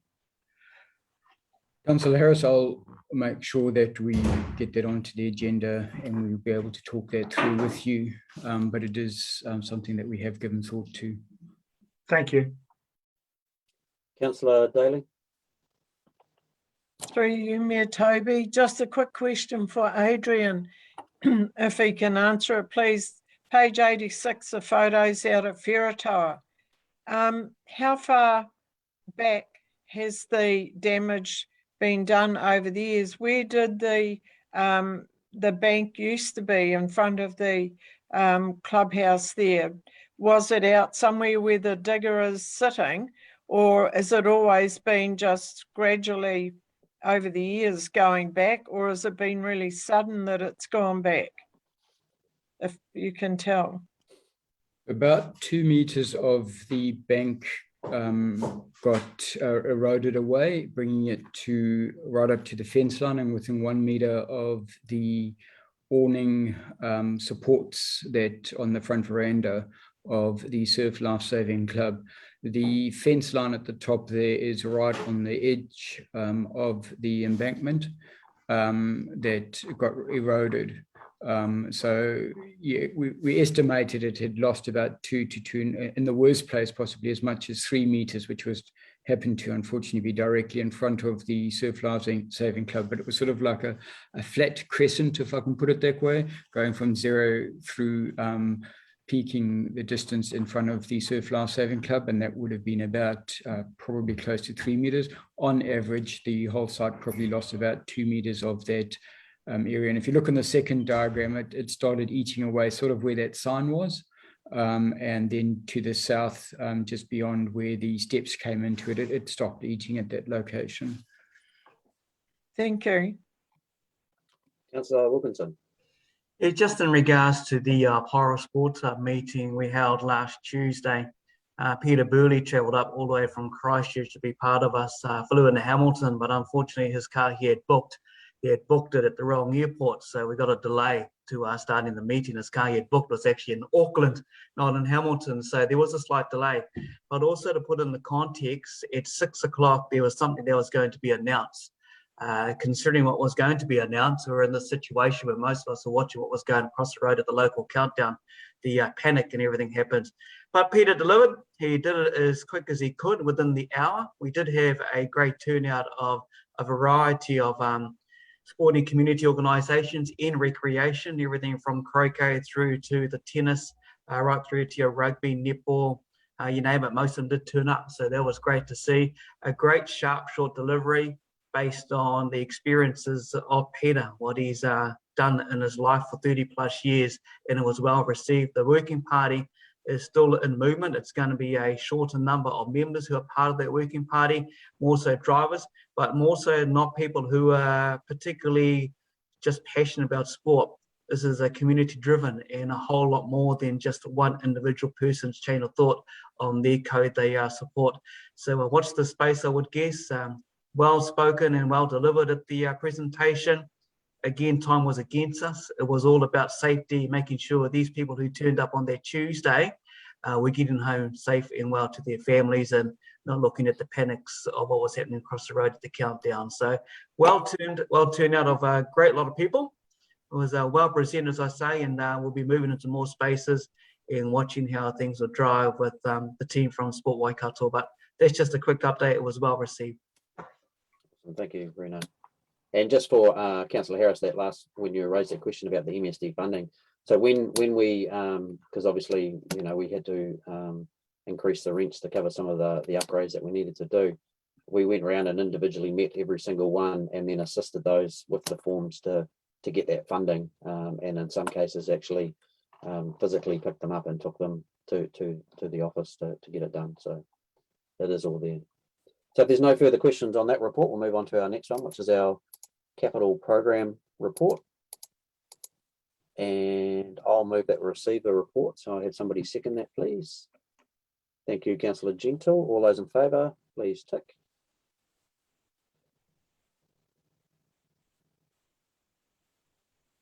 Awesome. Motion is carried. Adrian, this will be under yourself as well. Yep. Your Worship. I'll take the report as read. What we're doing is presenting a report to you about a report. So we've prepared a draft outline of how we would like to report to the council on a monthly basis on performance against our capital projects. In the report on page 88, we also have presented the size of the capital projects for this next year with carryovers. So we're looking at approximately $34 million worth of projects. At the time that a lot of this work was prepared was back in 2019, sort of the Capital Forward Works program, before we'd heard about COVID or even knew what COVID was. As a result of this, we do have some concerns about the deliverability of this. Primarily, the industry is under significant strain at the moment in terms of securing staff, and we've got significant material shortages at the moment. To order a pump, you'll see in one of our reports coming to you next month for the water at Karangahaki, we're looking at a 6-month waiting list. Normally, we would have got that within a week out of Europe. So that will have a significant effect on our ability to deliver on our capital projects. So what we will be bringing to you, the Steve Baker from Finance and our team are working together closely to identify what is doable and then have a metaphorical parking lot where the other projects will go into, and we will bring that paper to the council to identify what we're going to put into a parking lot and what we will get on going forward. Following that, we will then report to you on the projects that we have identified as must deliver. And this is the report format is shown, the capital reporting templates are shown from page 90 onwards. So we are wanting to seek, and just note that those are dummies, they're not real projects, but we're wanting to seek guidance from the council as to whether that actually gives you the information you need to have a good understanding of how we are performing against our capital projects. I'll take any questions now, Your Worship. Questions, councillors? The only comment that I'll make is great move, to be honest. It makes it a lot easier for us to understand whereabouts those projects are sitting and how we're performing against them. So I'm certainly in favour of it, but I'll be guided by others. Councillor Harris. Thank you, Mayor Toby. Yes, totally agree with your comments. I think initially when I sat and looked at them, it took a bit of sort of getting your head around it. But I think over time, it's going to be a tool that will give us a quick snapshot of where we're at, the status of our capital expenditure as opposed to budget and actual. I think it's a great move. It will, as I say, take a wee bit of time to fully understand exactly what we're looking at, but it's a great move. I think most councillors will still find it more easier to read than some of Duncan's financial reports, but the easier it is for us to see in a snapshot, it's certainly then you can hold things to task a little bit more. So it's a great way forward. So great work, Adrian, and your project management team. Any other questions for Adrian on? Nope. So we only need to receive that. So we'll move into our waste management monthly activity report. on page 95. Dr. Smeaton, are you happy to move that we receive this report? Thank you. Can I have a seconder?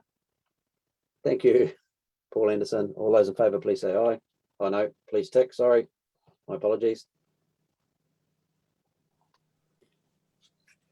Enough ticks. Motion carried.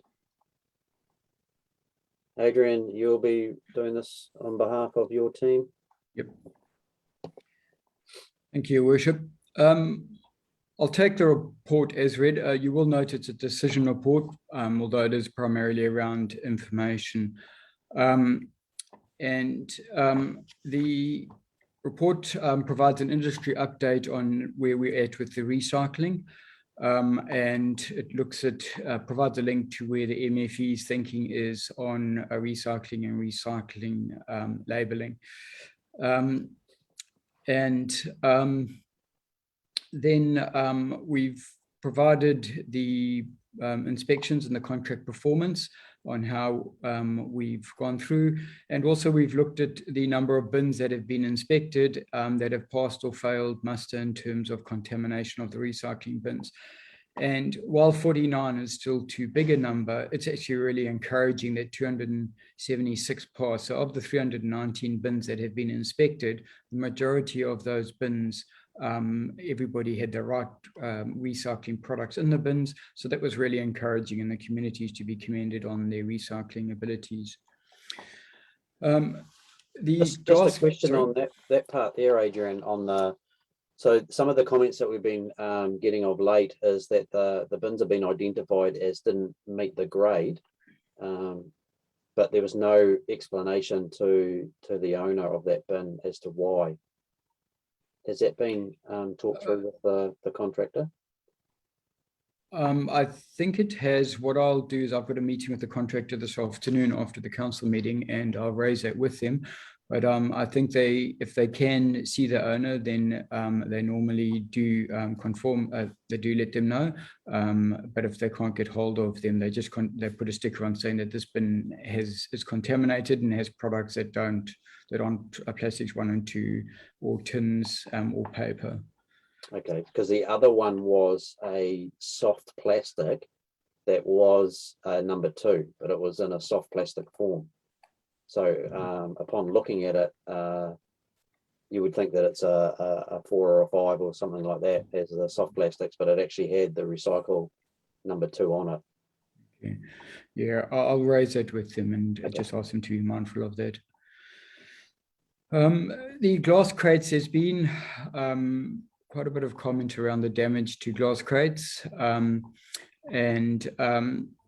With the new system that we've got in place, we're actually able to monitor footage of the behavior regarding glass crates, and we've been unable to see any obvious damage caused by the contractor. The work that has been done has also shown that a glass crate isn't the easiest product to lift up. It's quite heavy if it's overfilled or the handles are broken or the bottom is cracked. We are looking, the bins are now 7 years old, and we are looking to secure more crates. And so we will get some more crates. We haven't ordered them yet, but we will be ordering new crates shortly. Service exceptions. The service exceptions, so with the new system, we're able to see when, so there's 2 types of service exceptions. There's a service exception when somebody hasn't done something that they should have done, so we haven't picked up a bin. So if it was contaminated or was not accessible or whatever, and we had 358 of those. And then around the service request, that's the other side of the coin, where the contractor may have missed collections or such like. And so those numbers are present there. Waste Track is the software that I have spoken about, and some examples of what can be done and what can't be done with Waste Track. are shown. And what is good is that the CSA team was trained, went through some training yesterday, and they're actually able to log on and actually see the data, and they're able to see video footage of what the truck's doing, where the trucks are, what they collected, what they didn't collect, and the such like, while somebody may be on the phone to them. So they're able to actually zoom into the site and see what actually did happen on the site. So that's a really great tool for us going forward. The new rubbish bags on page 99 have been ordered. And we've taken the opportunity to put some information around recycling and what goes in the bag, what doesn't go in the bag on that on the actual bag itself. And so that's shown on page 99. Page 100, we are putting this artwork on the bins, and yes, to remove the lid, rinse it out and put it in a crate will be changed. The wording on that. And so thanks to Langley for picking that up before we went to print with that. Then the operations, the waste stream trend is shown on that with regards to refuse, glass and recycling. And that is something that we are paying a lot of attention to at this stage, and doing some, and the new weight track system, once we've fully got it up and running, we're starting to interrogate that information now. Under the capital works update, this is where the decision part of the report comes in. We've ordered the stairs as required. Unfortunately, the stairs are $3,000 more than was allowed for in the LTP budget. Now that we've actually placed the order, we've got the pricing in. And as you're aware that the LTP budget,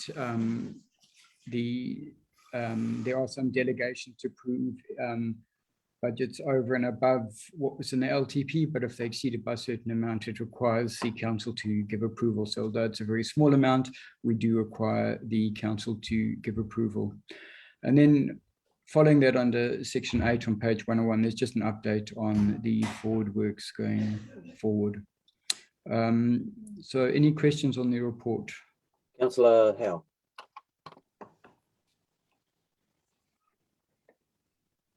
Yes, I got a bottle. It's a plastic bottle here, and it states on it that the bottle and the lid are a grade 1, which means that they're recyclable, but the label on it is grade 4. Now, I soaked it for 2 days and I cannot get the label off.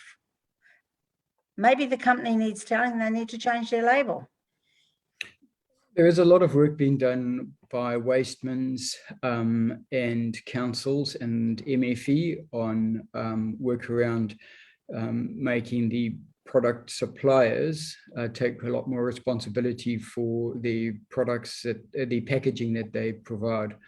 So there is a lot of work happening in that space, and I think the government's about to make some significant changes to that.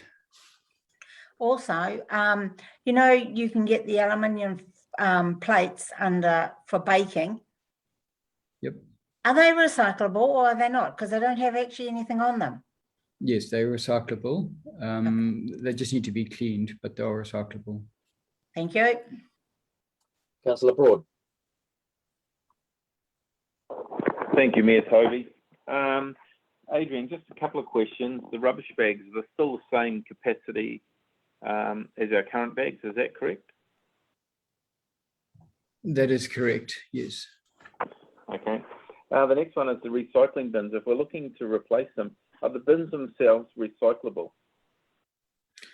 That is my understanding, is that they are recyclable, because we're quite concerned that we may have a recycling bin that can't be recycled, but they are recyclable from what I've been told.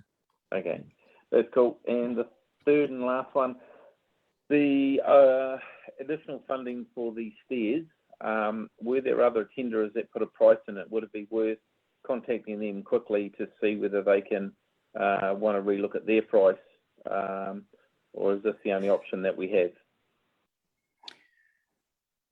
So the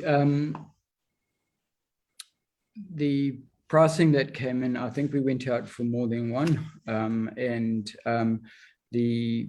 but with the increase in prices, so there was a big sharp price increase in a lot of materials in June. We got notification of it, and it's just a materials cost increase. So we don't believe that it will have, going to a second supplier would have improved on the quotes that we'd already received, or going back to the market again would have improved that, because the price increases are related to materials increases, which we were aware of. We'd got notification from all the different suppliers that they'd increased their pricing. Okay, thank you. Councillor Gentle.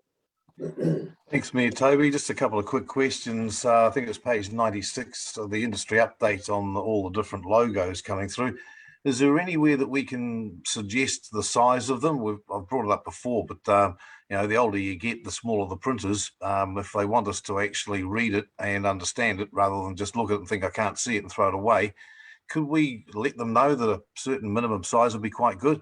And just while I'm on a roll, the new rubbish bags, they're still plastic, or are they? Can you put them into recycling? What's the story with what are they made out of? So the official, I'll start with the first question.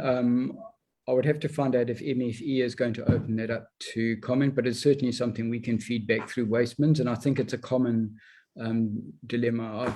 I've now wear glasses, but even then I sometimes have to get a magnifying glass out to see what grade it is. So fully understand that. In terms of the official rubbish bags, they go to the landfill and they are bags designed to go to the landfill. What is new with them is that they are now 50% manufactured from recycled product. So they're not a bag that can go into recycling itself, but they are made out of recycled bags or recycled plastics. Okay, thanks, Adrian. There was a time, Councillor Gentle, where I didn't even have to wear glasses to read my phone or look at the TV, and unfortunately, I don't know what's happened. It's just gone. And every time I turn the TV on, I'm reaching for my glasses these days. I don't like old age. I actually feel sorry for the blind, because they can't. I don't know. They must have pressure points on their fingers where they can tell the difference. But honestly, it's so small. Sometimes you just think, how many people would be bothered? That is a true and fair statement. Deputy Mayor Milner, with your hard-working hand up there. Thanks, Mr. Mayor. I had a couple of questions. The first one was regarding the waste track. It's really good that facility is going to be available, because I know there was a lot of effort would go in from council CSAs, and the replies would be a long time coming back. So cutting that stage out of it's really good. But what can council do to find out about when the truck doesn't turn up? Because we're hearing about if your bag or bin's not out, and that's fair enough, you can get a quick answer. But often the truck doesn't show up, bins are out all day, and you don't find out at all, and there just seems to be no response from the contractor. So if somebody phones in and says, hey, listen, our street hasn't been collected, they can log on and they can actually track where the truck has gone for the day. They've actually got the GPS route of where it's gone and what it hasn't done. If it has driven down a street, they can log into that area and they can actually go onto the video footage or the photographs to see what was done down that street. And they can identify whether somebody didn't have their bin out or they did have their bin out and the truck driver drove past. So we're able to get that level of detail from it. The problem we've got is that our council NFPT for collection is collected. If your bin goes out today, that is collected today, and if it's missed, we failed our NFPT. The contractual requirements are that it's collected within 24 hours of today. So if they missed it today, they've got to collect it by the end of business tomorrow. And that's why you will see the differential on under 4.3 under service requests. We failed 4 of the NFPT measures, but contractually they'd collected it by the next day. But going back to your original question, this will give the CSAs the ability to see what streets have been missed, and it will be easy for them to get hold of the contractor and find out the reasons for that, because they'll know exactly where it's gone and where it hasn't gone. So further to that, if there's a breakdown or some sort of mishap, at what point do we expect the contractor to let council know, so that either we can let the public know, or the contractor can directly let the public know through their comms channels? Yep.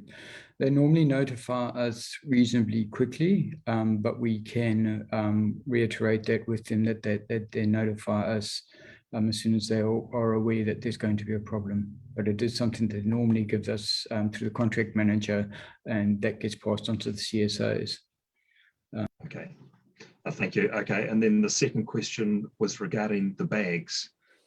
Really good that information will be on the bags, so that people, if they wish to, can find that info easily. But was there any thought given to reducing the size of the bag, noting that the next report talks about the need to increase the price? So was there an option, or is there still an option, where we could keep the price the same but reduce the bag from a 60 litre to a 50 litre, for instance?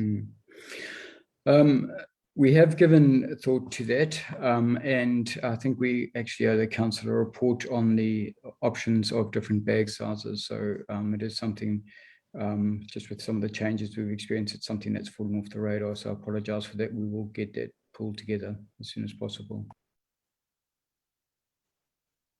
Awesome.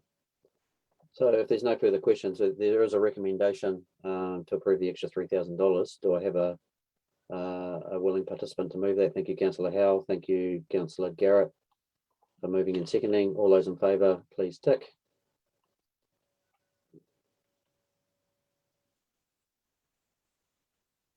Awesome, motion is carried. Thank you, Adrian.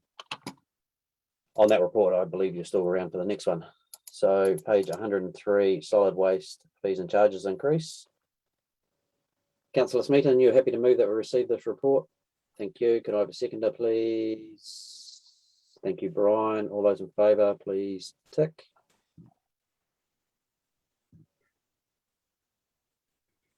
Awesome. Motion is carried. Adrian.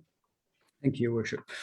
If I can just, this is always can be a bit of a contentious issue. The fees and charges relating to solid waste are not managed under the Local Government Act. They're managed under the Waste Minimisation Act of 2008. That is why we didn't include it as part of the LTP, because it sits outside that process. The fees and charges for solid waste, the legislation sets out what we can charge and what we can't charge, and it does allow us to collect more than we're required to be able to enable work around waste minimisation, etc.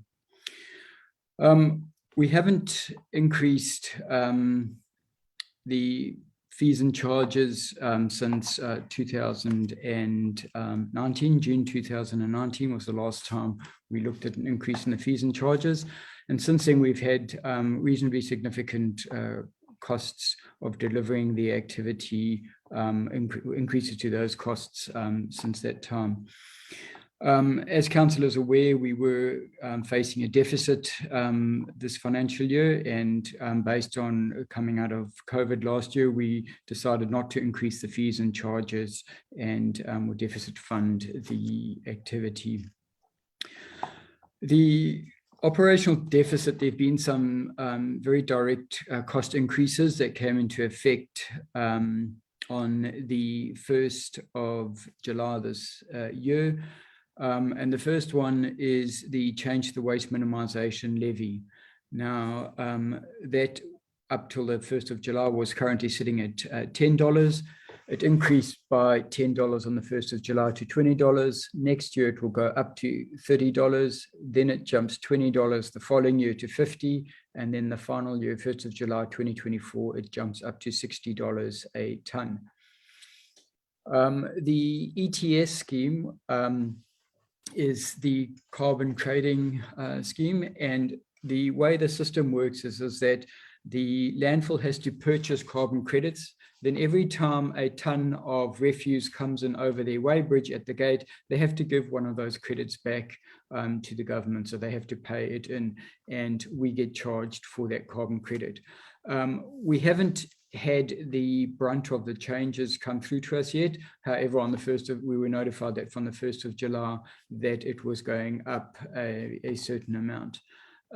You will see that this year there has been a substantial increase on the ETS charges, and it's risen from that $25 back in 2020 through to it's nearly sitting at $50 at the moment. The price that we are being levied at the moment would indicate that they were able to purchase carbon credits at around the $38 mark, but once they run out of those, then we'll obviously be charged again, and it's very much a user pay system. We have provided under section 5 on page 107, 108, a comparison of what we charge versus what the other councils charge in our group. And the reason we've included TCDC and MPDC is because they're part of the same contract that we're all part of. Thames has a variety of rates depending on what zone you fall under, the rating area. MPDC, while it has different rating areas, it's for the solid waste, it actually charges the same across all 3 areas. And Hauraki district has a district-wide rate for solid waste. And as you can see, it's significantly lower than our neighbouring councils. In terms of the bag prices, currently TCDC is at $3.90 a bag. This includes GST. We're at $3 a bag, and MPDC is also at $3 a bag.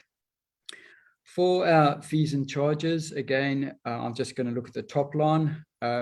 The bulk load via a weighbridge, TCDC is $260, we're $206, nearly $207, and MPDC is $270.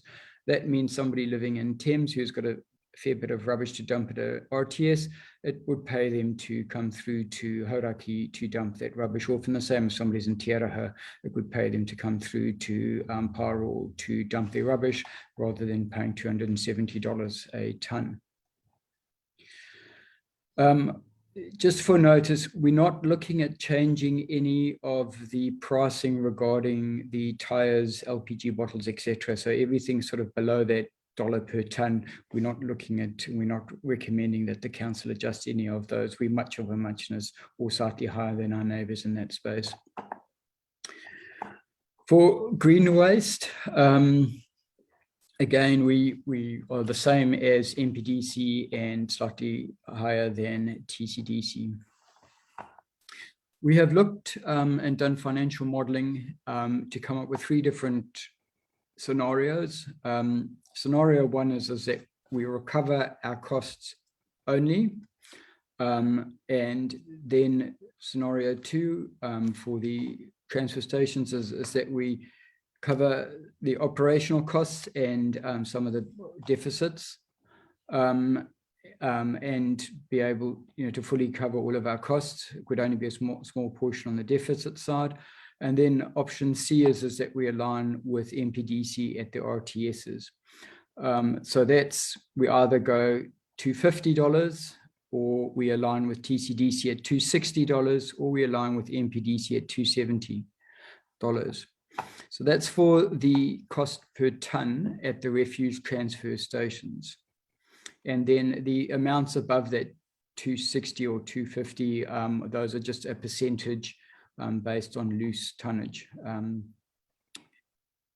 Then the actual bag prices, what we have done is that we haven't, is that some of the cost increases are specifically related to collection, and some of the cost increases are specifically related to the refuse that goes to the transfer station. So what we have done is that we've worked out what the difference is between them, and we've proposed changes to the bag increases. So the bag increases that we are proposing is either to go to $3.45, or the options we are given is $3.45, $3.65, or $3.90 to align with TCDC. We're proposing $3.65. That would help us recover and cover all of the costs related to the activity. And So there's that. So I'll take any questions on that report. We'll go Councillor Gentle first, because he's got his correct hand up, Duncan. So Thanks, Mayor Toby. Just two questions, if I can. The size of the rubbish bags that we're comparing with TCDC and Matamatapiaka, I'm taking it are the same size. And when is the weigh station likely to be put into action in Waihi? Okay, it's in the LTP, year one of the LTP, so we've already started sourcing prices for that. So we will hopefully have it in within the next 6 or so months. We've also applied for funding because there was a funding round for that. And so we've applied for funding for that as well. But it is in the LTP and we're busy working on getting pricing and quotes and the tender ready for that. Yes, all the bags that we have compared are the same size bags across the 3 districts. Okay, thank you. Councillor Broad. Thank you, Mayor Toby. Adrian, and through you, Mayor Toby. Adrian, yeah, I agree that the transfer station fees to align with TCDC is one of the options. However, the yellow bag, 365 becomes a bit of an issue when you start multiplying it out when people go in. And I'm thinking about just someone going into the local dairy to buy a couple of bags or 3 bags and how it becomes difficult. Why can't we stick and rationalise at $3.50 just to make it easier for the use of purchasing bags? It's not much different, but it just makes it easier when you're trying to fumble around looking for loose coin from time to time, trying to buy a bag, and it's just helpful. The only, the answer, like whatever options we go for, and there might be some others that come up in a minute, but if there's a shortfall, then someone else is picking up that tab. So we've just got to, we do hear a lot about the cost of our rubbish bags, and as we can see, we're fairly low compared to our 2 neighbours that are on the same contract, but someone else is paying for that shortfall in another form. So just be aware of that when you change it. Yeah, 350 would still align with our option A, which would cover it, but then put it somewhere between the 2. It was just the rationalisation of keeping it simple, in my thoughts. I think currently the 365 is pure cost recovery. Anything below 365 is there'll be a deficit somewhere getting paid for some other way. No, 345 is cost recovery on the report. And 345 partial deficit. Yeah, 345 covers the operational cost only. It doesn't look to recover some of the debts from last year, all that. With the number of bags you sell, that $15 difference is actually a substantial amount in terms of us making sure that we correctly covering the cost of the activity. Then I suppose my preference is 375 then. We'll just get a few more questions out before we start changing recommendations just yet. Councillor Smeaton. Thank you, Mayor Toby. First of all, Adrian, back on page 106 of the agenda, which is the carbon emissions thing. How much does that, I see the further down that you talk about the cost of dumping rubbish is about at the moment it's $206 a tonne, and so it's in that $200 to $300 mark. So how does the carbon emissions trading scheme cost of $35 per tonne of CO2 equivalent? What does that work out to in terms of the cost to dump the rubbish itself? Do you know? That's the first question. If I have another one after that, if that's all right. It's a question for you, Adrian. Yeah. You just need to unmute myself. I have a spreadsheet which I'll be able to give you that answer. I can email that to you. But basically, what we paid in ETS charges is quite substantial because it's if you look at the waste activity report, it's about 700 tonnes a month going to landfill. So 7/12 times the $38, it's a fair amount of money that we're spending on the ETS each year. So that answers that question, does it? Yes, yes. And sorry, the second part of your question was? The second part of the question is, it's just kind of astounds me, I suppose, maybe one way of putting it, that we've been charging, where is it? 206. $44 a tonne,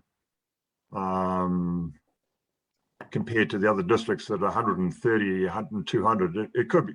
There's two things I can take from that. One is that we have decided, philosophically, if you like, that we're going to hide some of our solid waste disposal costs inside the general rates to make it more palatable for ratepayers to pay. But what it means is that the greater mass of ratepayers are effectively subsidising the guys who dump a lot of rubbish. And I certainly don't like the idea of being so cheap that people come from out of the district to dump their rubbish. That's one way of looking at it, that we've philosophically decided that we would deficit fund our solid waste disposal to make it easier for people to do it.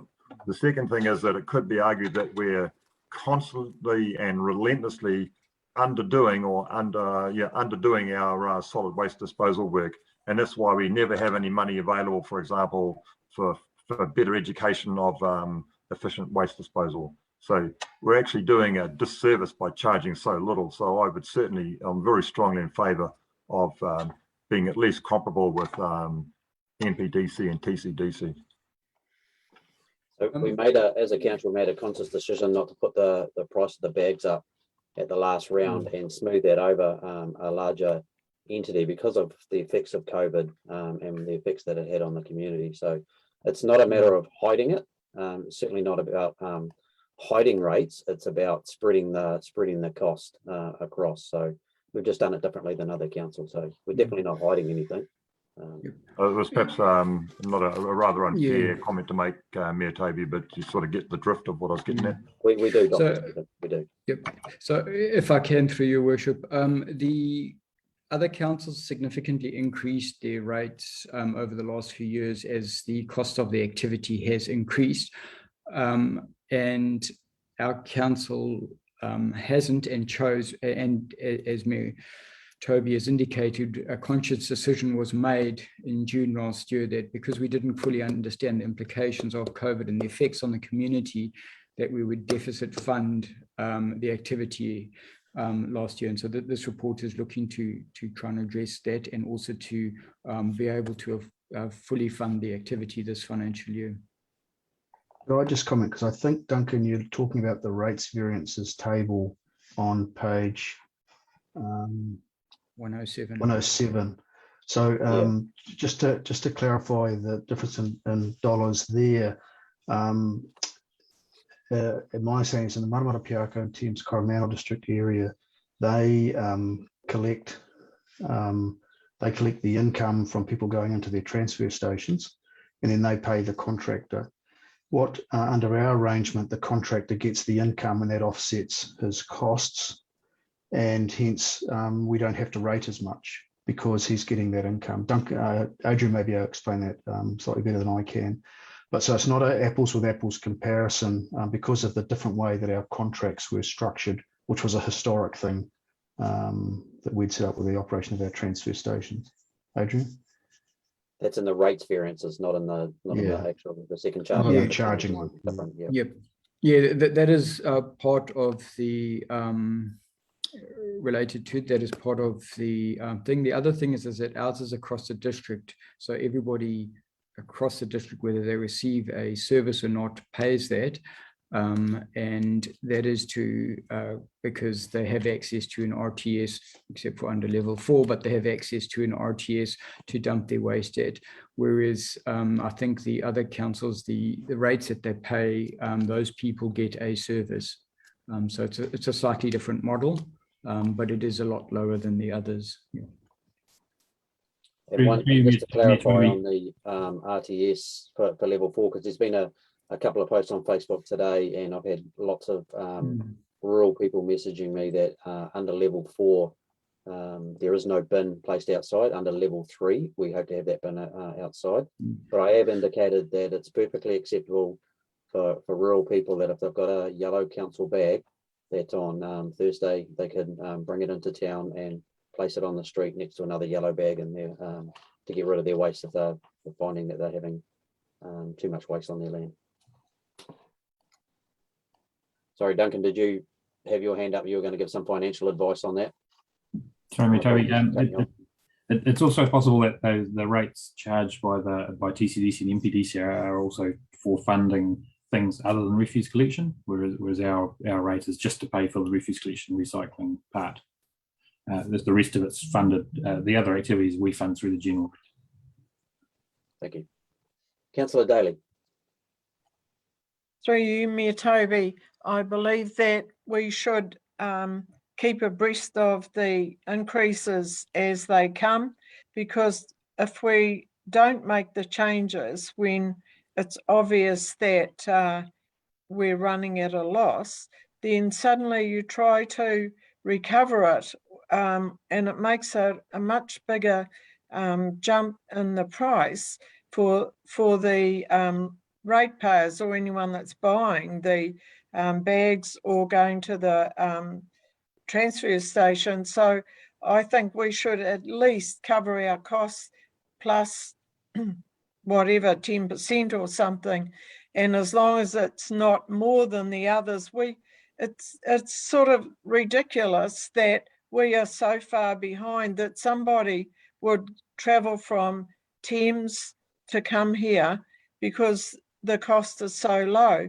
I know that we need to keep in mind for our ratepayers from in our own area that need to come in to our transfer station here, that they maybe need to not pay as much as somebody just travelling from out of the area to make you know, a lot more in our landfill here. But the bags, I believe that if we don't put the price up as we need to, we hold off for whatever reason, that like we didn't increase it last year because of COVID, because we made the decision collectively that we didn't know what was before us. But when if we put the bags up to where they need to be now, not many people are going to be thankful to us that we didn't make the increase last time, so that it wasn't such a big jump this time. But I definitely believe that the price of those bags have to go up.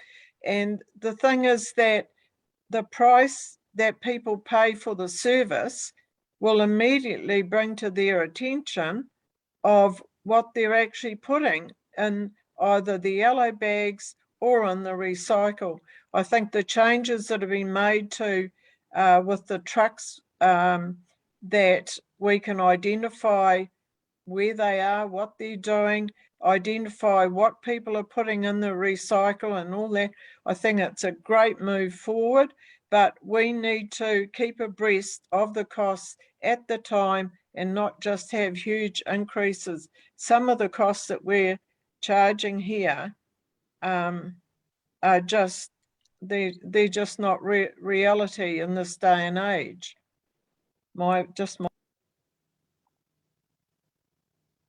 We'll take that. You've muted off, so we'll take that as your last comment was, that's my opinion. So thanks for that feedback, Councillor Daly. Councillor Harris. Yeah, thank you, Mayor Toby. From a very, very pragmatic point of view, I believe that we cannot continue to sustain a loss of $300,000 in this particular area of our operations. And I think we as a nation have become used of the user pays concept, and I see no harm, and well, not no harm, but I believe it's good business practice to accept the recommendations that that are being made by staff. The only two issues I have with that is, one, It will increase fly tipping, or I believe it will. And that's something that we need further education on and feedback with. The only other comment I would make is that I find a bit abhorrent that if I'd gone and bought some carbon credits at the middle of 2019 for about $20, and then could turn around and sell them today for about $50. I find that somewhat hard to stomach, but hey, that's what they call free enterprise. But on that note, unless someone else wants to, I would move the recommendations on the bottom of page 109 in total.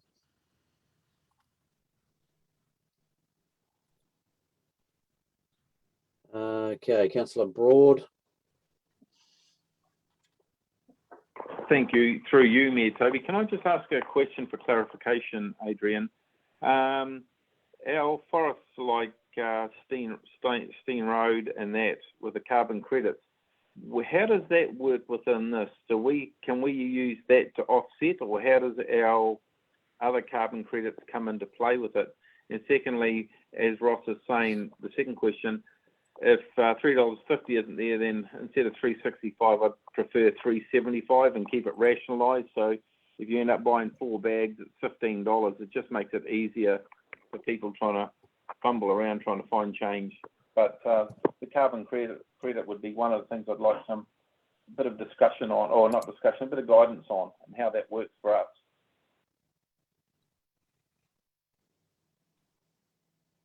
It has no bearing on our activities. They're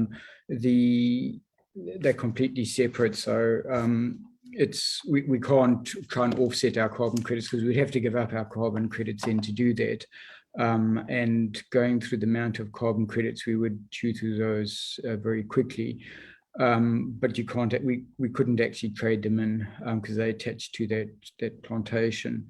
The carbon credits a few years back, work was done, and as that although we only get charged at 1 tonne, the carbon emission equivalent, that's why it's a CO2E, the E is for equivalent, for solid waste was actually found to be 1.1 tonnes per tonne of waste going into the landfill. We only get charged the 1 tonne though, but it's a completely sort of separate, and they're not linked, and so we wouldn't be able to benefit from that. 375 would definitely give the activity the opportunity to do a lot more in the education space, but that's a councillor's decision. Okay. Deputy Milner. Thank you, Mr. Mayor. And I'd like to sort of take this in 2 parts, perhaps. I think the refuse transfer station increases are sensible and it brings us into line with where it should be. The bit that I don't agree with the staff recommendation is around the yellow bags. I think we've talked about it long enough, reducing the size of the bag from a 60 litre to a 50 litre.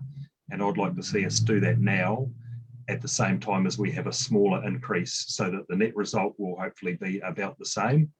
And I would suggest something like an increase to $3.20 per yellow bag at the same time as we reduce to a 50 litre. So that'll be a 17% reduction in size and a 7% increase in price, which would hopefully get around about the net result, because I think we've talked about it long enough, the need to reduce this bag size, and we can't keep avoiding the issue.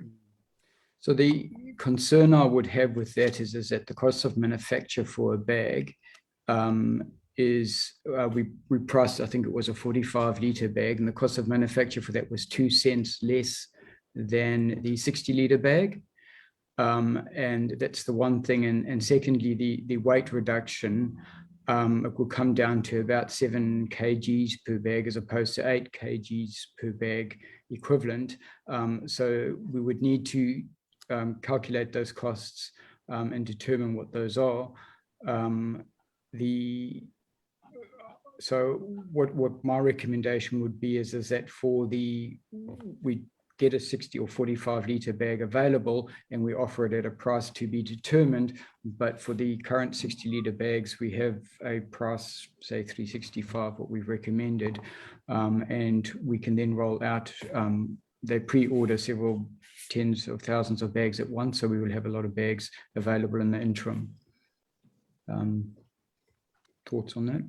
I understand the point about having two options, but when it's been discussed and explained to us in the past, having two options, people just don't buy the smaller bag. So I'm suggesting what was in our waste management and minimisation plan is that we reduce the bag, and that's the only bag that we offer as a slightly smaller size bag, whether it's 45 or 50, but that way people will be forced to reduce their waste or they'll have to pay more. But for the regular user who can get their rubbish into one bag, they'll be able to adjust. For people that create a lot of waste, they'll be the ones that pay the extra, not forcing every district person to have to pay extra. The only problem is we've got a significant pile of bags we've got to get through, and so what I suggested is that we can investigate moving to a 45-litre bag, and if we move to a 45-litre bag, we cease ordering or manufacturing of the 60-litre bags. But in the interim, the 60-litre bags need to be charged at a different rate until they're out the system. I'd support something if we can get through the 60-litre bags and move to a reduced size. I'll be very supportive of that, and then we can price it appropriately.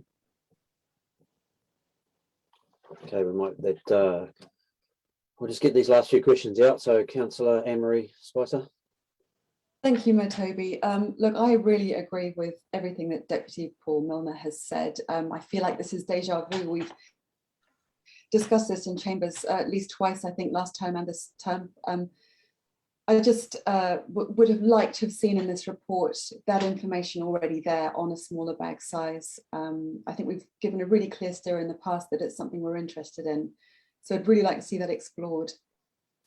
I'm really happy with the recommendations, except for the price of the bag. I feel like 365 is just too high a jump, and I would prefer option A at 345 with a view to reviewing that in a year's time. It's just too much of a jump for me to feel comfortable with.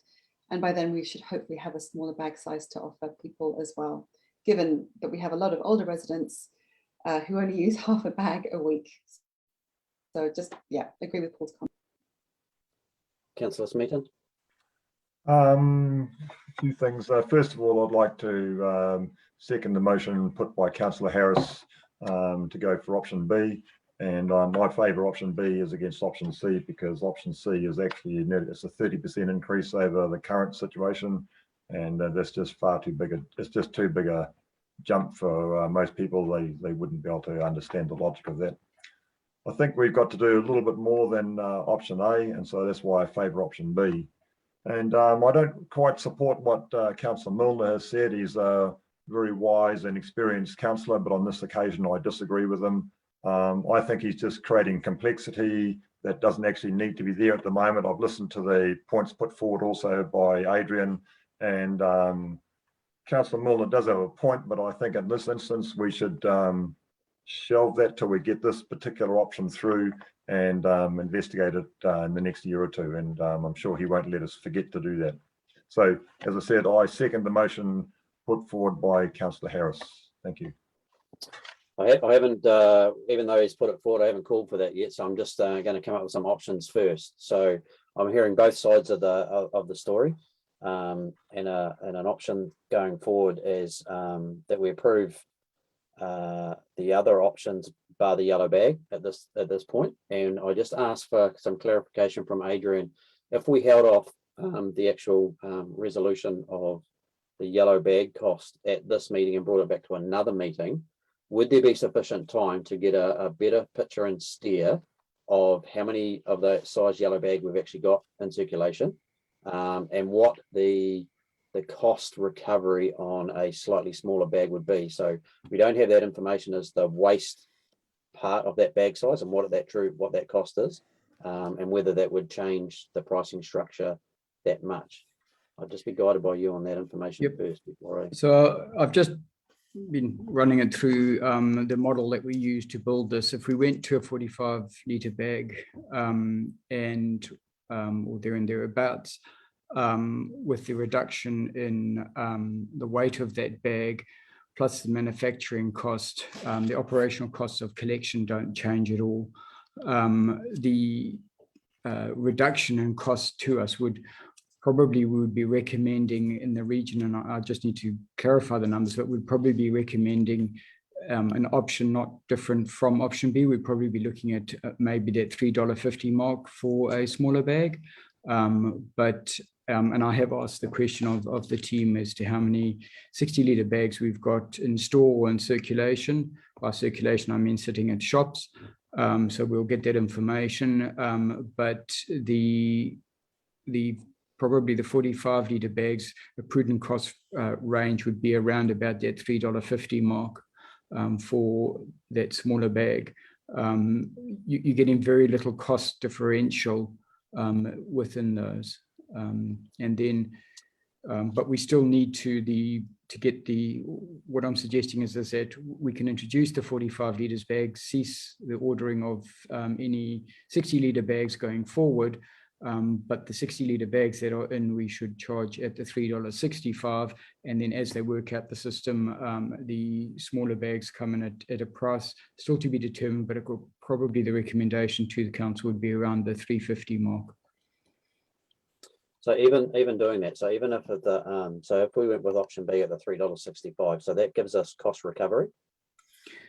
It gives us cost doesn't allow for a small surplus for education, does it, at the 365? It would, 365 would allow a small surplus to enable us to recovering some of the deficits. Yep. So if we stuck at the 365, even with a smaller bag, then that would increase our education budget. Would I be correct? Significantly, yes. Which might be a better way going forward. I don't know where you're sitting on that, Deputy Milner. Like, I mean, there's two reasons. One is to try and keep the cost of the bags down, is what we're trying to do. But at the end of the day, I mean, rubbish costs, and it's I mean, if you look through the figures, it's a significant cost, and it should be more user pay. But if we did drop and I am a fan of dropping the bag size, because I think we should be trying to encourage people to have less waste, which is what we're trying to do. And if we have got as Dr. Councillor Smeaton has said in the past, the education programs, we've never had enough money to be able to fund those, that if we do have it in a bag cost, then we'll be able to recover that cost and do some better education and go down a bag size. So I just wonder whether that's a way forward for option B. I just want to see if there's a willingness of that for option B to have that 365, but with also looking at actually reducing that the current bag size and getting it down a size, and then giving us a little bit of a buffer to do some better education, and maybe do some better alternative options for waste going forward. Might be a better way. Where does everybody feel on that? I think we definitely need to reduce that bag size. If there's one thing you can be 100% sure on, the quickest way to change people's behaviours is to a little bit of gentle encouragement. And if the bag's smaller, you can't put as much rubbish out, or you have to pay more. So the ones that are going to adjust and do better recycling, and I think there's a lot of uptake on the recycling, the ones that are really going to get in behind that, they'll reduce it and adjust. The ones that want to just keep chucking all their rubbish to landfill, they'll end up having to pay more. I think it's a little bit of the carrot and the stick. We need to be fair with people and give them an opportunity to change without just continually going to increasing the price by 25 or 30%. I think that's not quite the right way to go about it. Councillor Buck thought you had a cross there, so you haven't had any input into this one, so I just want to gauge your thoughts.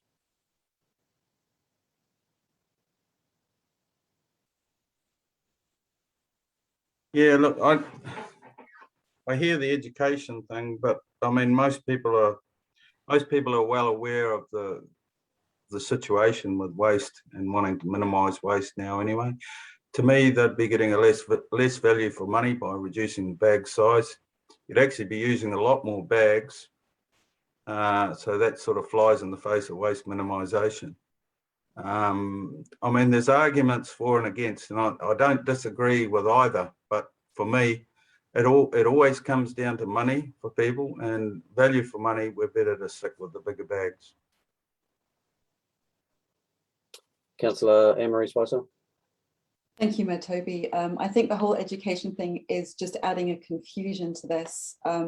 I'd like to suggest that we just take this particular recommendation out and discuss it again with a bit more information at a later date, rather than looking at facts and figures off the top of our head and throwing in other things like education into the mix as well. I don't think we were throwing in other things as education. So the options for A, B, and C had the education in there. So the 390 was to have more education budget in there. That was what was mentioned in the report. Yeah, but yeah, we are already a member of the Sustainability Trust, and we've got education at our fingertips already that we could perhaps be using better. I just think that if we're going to look at education or look at this in more detail and discuss education, we need to do it in more detail. Councillor Smeaton.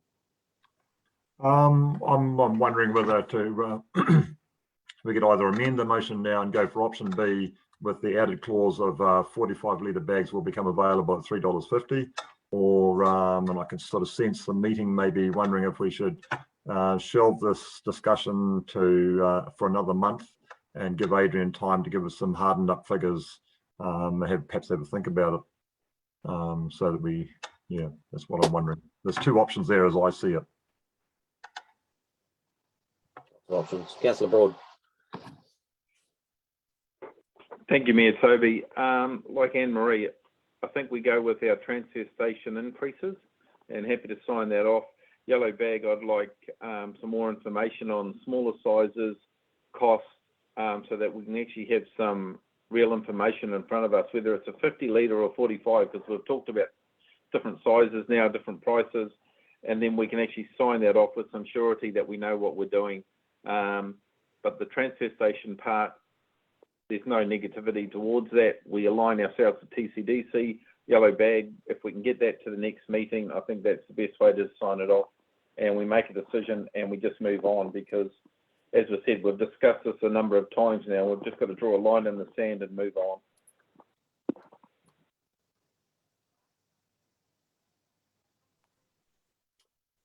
Adrian. Thank you, Worship. My concern is that while we continue to offer the 60-litre yellow bags at $3, we are losing, including just 45 cents a bag for every bag that goes to landfill. That's just to cover the operational costs. If we make the yellow bag, the 60-litre yellow bags $3.65, it doesn't prevent us from next month moving to a 45-litre bag and phasing out the 60-litre bags. Then anybody purchasing those 60-litre bags that are in the system will pay the higher price, and those that are purchasing the smaller 45-litre bag will pay the price that the council has agreed to at next month's council meeting. So I would recommend we still look at increasing the bag price for the yellow bags, knowing that we are going to go forward and have a different bag size at a different price, and we will just be phasing those out the system at the price that's agreed to today. Thank you, Wish. It does make a lot of sense, to be honest, Adrian. Councillor Harris and then Councillor Daly, and then we're going to put something, because... Thank you, Mayor Toby. And I was about to say exactly what Adrian has just suggested. Let's run with the 365 at the 60-litre bag until they run out. And we have, as they run out, we have time to reassess the size of the bag and the cost.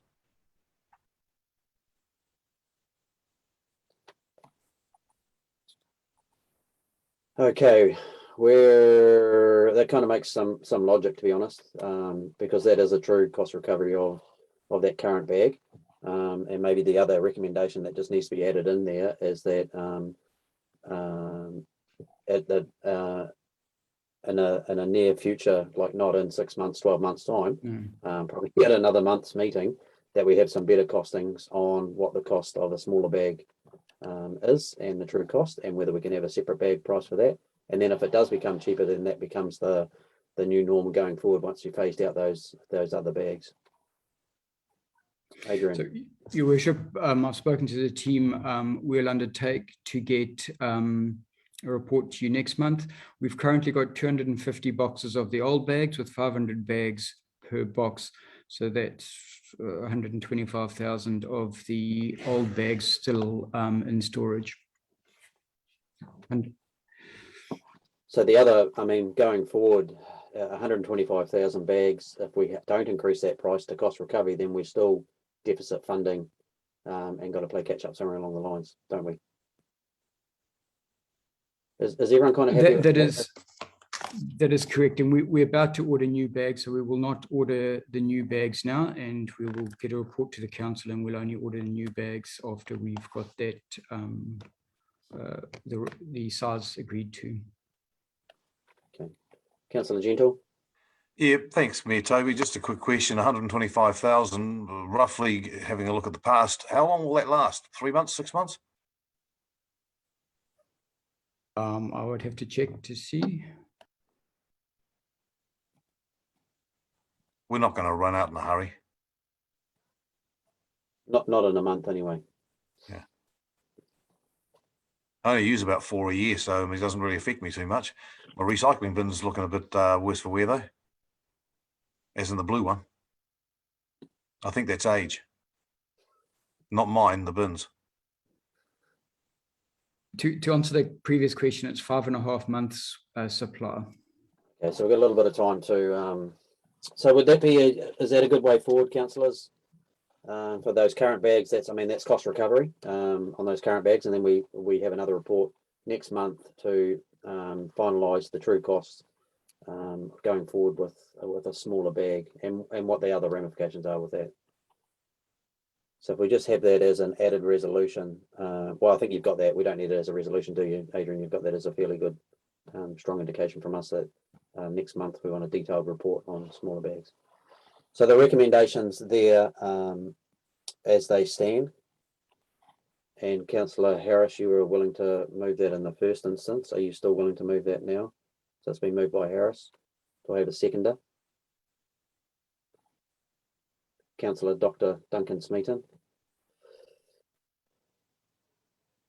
I'll put that to the vote.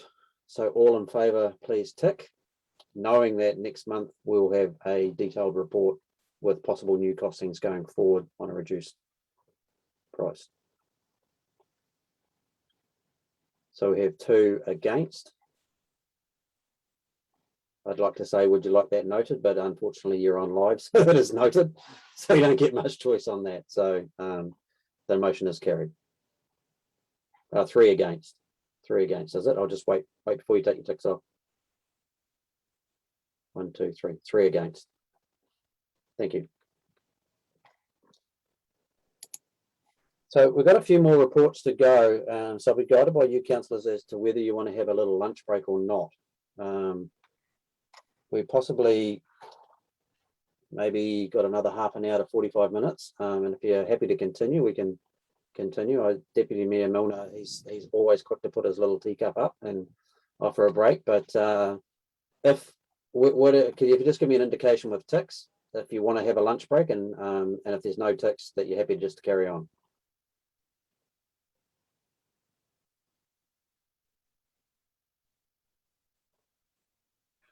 Well, democracy is ruled and we're carrying on. Should we just perhaps have a little 5-minute comfort stop, Your Worship? Well, I didn't need one, so that's why I didn't ask for that. But let's go for 10 minutes so that you can wolf down another biscuit. So if we adjourn, if you head out to the breakout room, and we'll be back by we'll make it 12:20. How about that? 12:20. We'll come back. Everyone happy with that?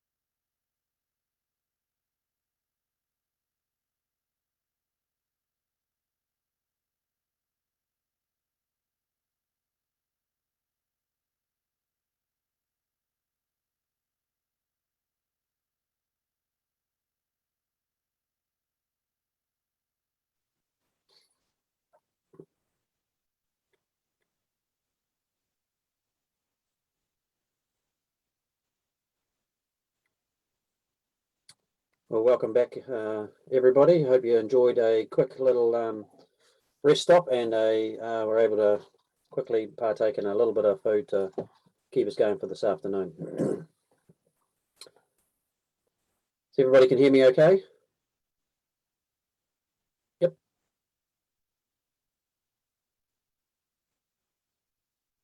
Seems a little bit slow there for some reason. Some couple of the screens have frozen up. Okay, so if we move to page 111, Transportation Report. I'll move that we receive the report. Councillor Buckthorpe, are you happy to second?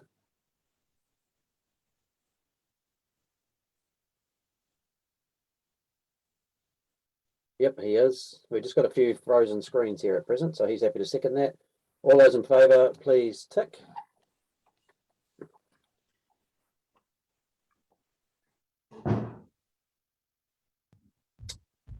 Carried. Awesome. Adrian, will you be taking us through this one as well? That's correct, Your Worship.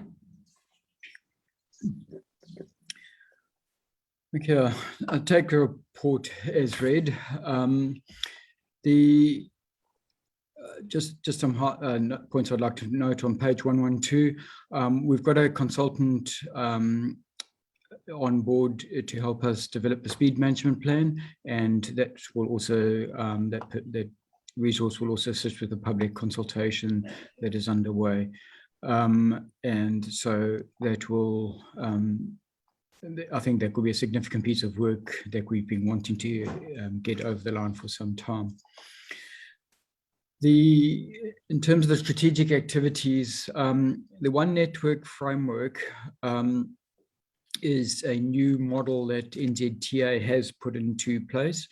And basically, it's a really important one for us because it categorizes a road based on its use. So if you get, if I pick on State Highway 2, where it goes through coming into Paro, it's a state highway in a rural zone, then it comes into an urban zone, a residential zone, and then it sort of goes into sort of a bit of a small industrial zone, and then it goes into that town centre zone, and then it moves back out the town again. So they can categorize the road. The state highway would have several categories as it goes through the town, and those would attract different type of funding for each one. And so it would be with our roads as well. And they're moving towards our roads being funded based on the ONF framework. So that would mean potentially a move away from the current 60% we get and moving towards a more universal funding regime, which may have a significant effect on us. But at this stage, we're waiting for more information.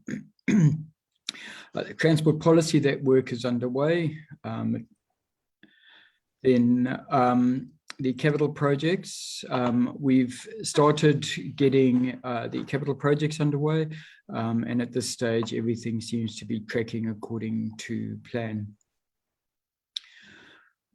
The projects that we're looking to on page 115, the pavement rehab work, while the design is underway, and the resealing contract, we've confirmed the program, but we kind of in a holding pattern for all of these projects because we only get notified of our final funding at the end of this month, so in a week's time. And once we know what our actual funding package looks like from NZTA, we're going to have to make some decisions as to what goes ahead and what doesn't go ahead. So we have our LTP, but unfortunately from a funding perspective, we're in a holding pattern until we've got that final confirmation from NZTA or Waka Kotahi.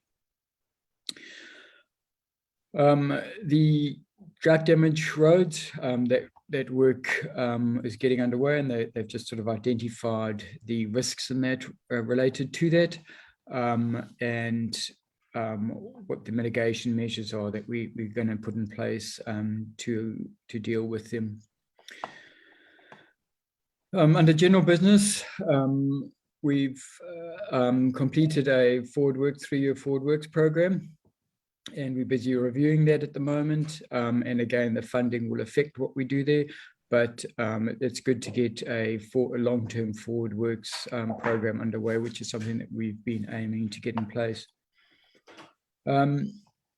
The CSRs, customer service requests. We've provided information on the breakdown of requests that are received, and what will be shown in next month's report is that they've actually got the level of CSRs down within their required timeframes. So they were actually, for August, I think they managed to get them down below their target limit. And so that was really good work done by the team, and they put a lot of effort into that. Page 108 shows the different areas where we get service requests. And you'll see by far the biggest one, 21% of the issues that we get coming in are related to the state highway. The activities and program on page 119, it shows what we're doing over the 630 Ks of roading that we've got in the district. And you'll see that the drought repairs is our biggest sort of budget expenditure, with pre-seal repairs following on behind that. Yes, Duncan. And what does pre-seal repairs mean? Is that repairs on roadworks, or surely not? No. So what we do is if you take Old Tauranga Road, because it's near where you live, if we're going to reseal the road and it's got a pothole on it or some area that's broken down in that, we wouldn't want to seal over that. So what we do is we go over usually the year before, and we fix the road so that when we seal over it, it doesn't just break up immediately. So it's the work that we need to get done before we go out and seal, so that we're sealing over a good pavement. The pavement repair program, it's information's provided for you there. And then under the bridge routine maintenance, we've actually started some work, and I think we provided some photos of some of the bridges, but we've got quite a bit of a concern around the bridges because of the funding issues that we currently waiting finalization on. But some of the bridges we're going to need to get some work done quite urgently. As you can see, there's a number that we've got to get done. Ultra fast broadband. I know it's been sort of topical over the last year or so, and we're still busy resolving them. There's a few still outstanding, but mostly the teams put a lot of effort into resolving them, and we're nearly at the end of that. Yeah, that sort of brings me to the end of the transport report. Are there any questions on it? Councillor Harris. Thank you, Mayor Toby, through you. A couple of questions. Can we go back to page on the agenda for me, 113, work programs and projects? There's a couple of issues there in 3123. The impact that the impact that NZTA could have on our capital and minor improvement budgets going forward could impact quite greatly, could they not? Which is of major concern. Will then be accused of under supporting and underfunding our roading infrastructure, and that's a discussion to have further later.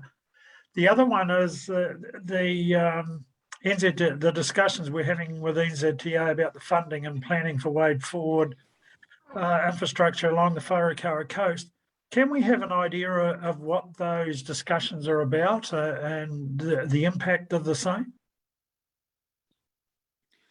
I'm not able to provide that to you at this stage, but we can certainly provide that to you at the next report. I just wonder out loud whether that will have an impact on the Wharekara Coast 2120 project. That was all, Adrian. Look, they are aware of the work that we're doing with the Wharekara Coast 2120 work. And so part of this is that the funding that we had in the LTP was to be able to do some investigative work and prepare reports for the Wharakawa 2120 working parties around what could be done and what can't be done with the roading and that type of thing. So that is, we have submitted that to NZTA, because every bit of work that we do, we've got to submit to them to get the final sign-off sort of on it before we move ahead. And so that's underway at the moment. Yes, the funding, they've had to cut back on funding quite substantially. And I agree with you, if we were being cynical, we would consider that in a year or two's time, we're going to be accused of underfunding the activity. Councillor Gentle, you have a question?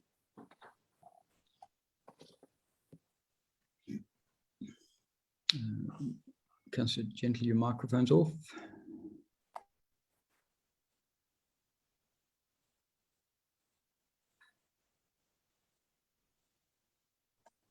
My apologies. Just a quick question, if I can, in regard to the speed limit bylaw review. Is that going to have anything to do with the entrance to Waihi and us wanting to reduce it from 170 to 70 to down to 50? Is that included in that? No. It's that's a separate piece of work, because that's a state highway. So Mayor Toby's been really pushing them really hard to get the state highway down, but this is for the district's roads. Okay, thank you. The other was just a comment. Councillor Howell last month talked in regard to the potholes appearing on the corner of Rosemont Road and Kenny Street, Seddon Street. They're back again. They started to get worse. They were filled in, but it's obviously a short-term fix. Just obviously with us not meeting, I would have passed it on out of the meeting, but here's an opportunity. You are all welcome to log on to NZTA Waka Kotahi's website and lodge it through their service request system. That would certainly help bring our service requests down for state highways.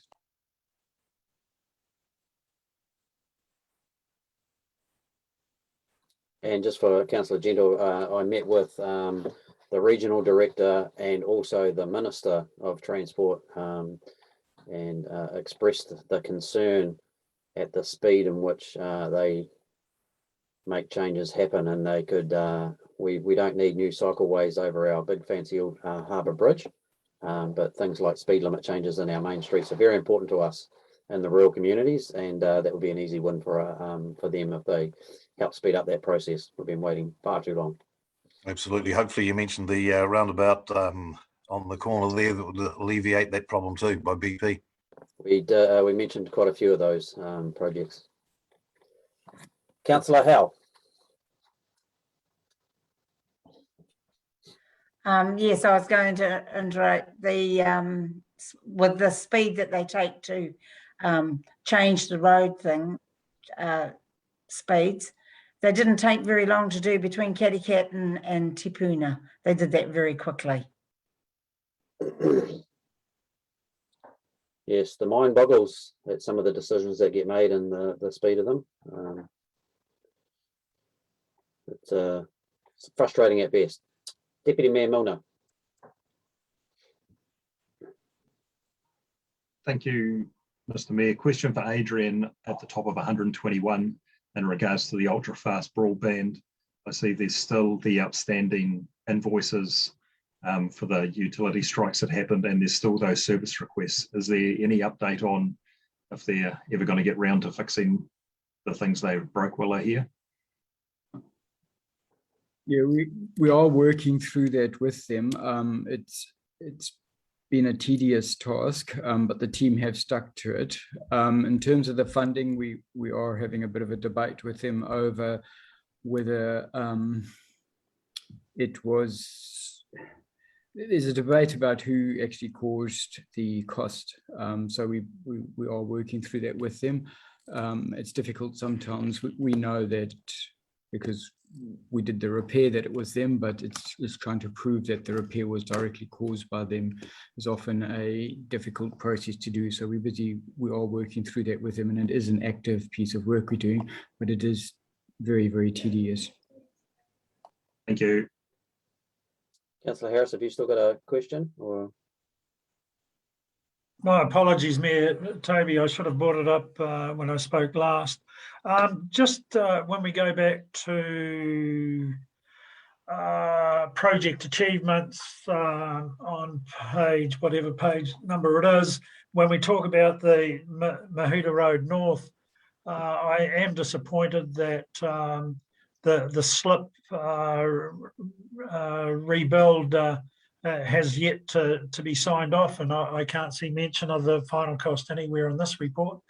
But forgetting that for the moment, the bridge that we're looking at replacing, when I read that funding application for the next LTP submitted, we're talking about the LTP we've just signed off, have we not?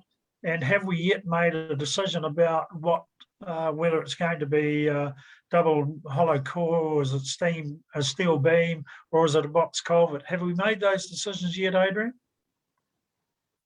No, we haven't, and I think there was a request to by the council to bring that back to the council before we progress with that.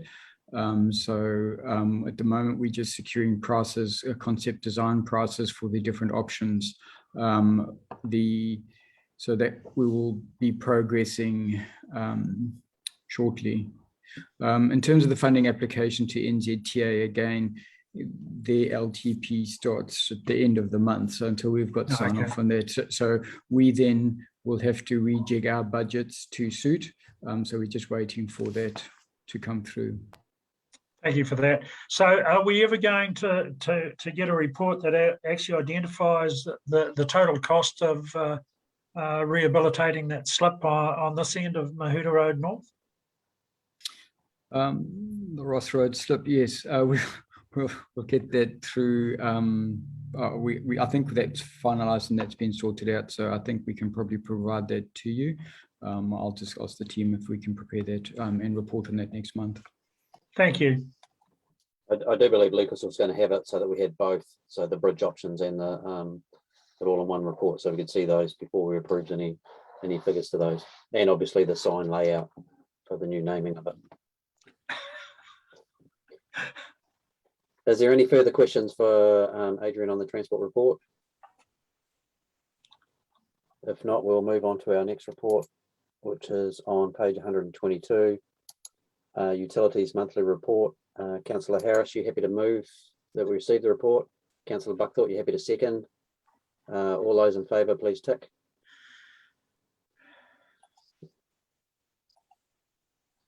There's enough ticks for me. Motion is carried. Thank you, Your Worship. All right, I'll take the report as read. Just some heads up, we have notified the councillors, but Montrose Road in Waihi, we were nearly completed that work at the start of lockdown, and because it is a critical piece of pipeline, we've actually got our teams currently working on site to finalise that work, and that should be finished by the end of this week. The Karangahaki, the leaks that we managed to find have brought the flow down quite substantially out to the townships. They were reasonably large leaks, and we've brought the flows down, I think, from just over 100 cubes a day down to 50. So it was a substantial leak that we had in the network in Karangahaki. On the wastewater treatment notebooks, while the rivers and everything are flowing well, and it's really positive, and what is even better to see is that when the rivers drop off after a rainfall event, they're not dropping down to those ridiculously low levels that we've seen over the last few years. They're maintaining a really good base load of water in them, so that's really positive. What is of concern is the quarry. If you look on page 124, that tiny little pale green line on the left-hand side, sort of all by itself, that's the current level as of the end of July. And that is a concern for us. That's telling us that, and obviously it's filling up over the months, that we were just under 35% full, which means we potentially won't I'm fairly confident that we won't get to 100% full for this year, but if we can get over that 70% mark, then we should have enough in there to be able to get us through, unless you have a particularly dry season going ahead over January, February and March. The next two graphs are just regarding the river levels and that, so we can move on beyond there. The works that are planned going ahead, we've identified those, so that's for water renewals. And the one thing I'd just like to, the license to operate footage, basically that's where they go through our water treatment plants, and every activity that has to be done, whether it's replacing a lamp or anything, they make a video recording of it. And you can go through, and the staff then can get refresher training, or a new staff member can get training on how to do it. It talks them through step by step how to do anything in that space. So it's a really positive move. Wastewater. We had previously reported on 2 wastewater overflows, one near Gilmore Lake and in Bradford Street. Regional Council are very complimentary on how we manage that, and they've closed them off, and there's no further action on those. We've started installing new pumps, and we started rolling out the pumps. It is difficult to get pumps in the country at Victoria Street Pump Station, which is the primary pump in Waihi. From Victoria Street, it pumps it out to the wastewater treatment plant. We've currently got a rental pump in there, and we have ordered a new pump that is some time away, and that's just, they won't actually sell us the rental pump because they're needing it to share around the country, but we've got it at the moment, and it's critical that we have that on site. So it's a reasonably chunky bit each week, but it's a critical asset, and so we don't have an option with the difficulty in getting spares at the moment. The desludging is well underway. I think the pyro is either at its end, or they're just busy doing the final closeout on that, and they are will be establishing in Waihi. Obviously, we've had to pull everybody off-site over at the moment, and it's likely that we'll be able to get them back on site if we move to level 3, or when we move to level 3. There's not much to report in stormwater, but we have put just at Barry Road again, we've put a lot of work into that Barry Road, and I think that work will be getting underway fairly soon to put in a increased capacity for that stormwater drain that was causing the flooding of the properties there. Land drainage. What is interesting is that I'm just jumping ahead to page 133, is that while we've had a fairly wet season, the rainfall for the 2021 financial year was actually less than the previous years. We sort of had a possibly call it a bit of a green drought. Ross can't wear his slippers across the paddock, but it actually doesn't go down very deep. And so that's, and it is good that we are getting rain, and quite regular rain, and it is far better than the last few years, but it's still, the water tables are a long way down and are needing to recover. If you drive across the plains shortly after a rainfall event, instead of having standing water in the drains, a lot of them have dried out again. Just on the capital works there, there is work planned around just checking the stop banks, and we'll be getting into the contract in spring as soon as we can for the Corrido and Hot Springs canals. KTL will start their construction as soon as we can practically get into that work.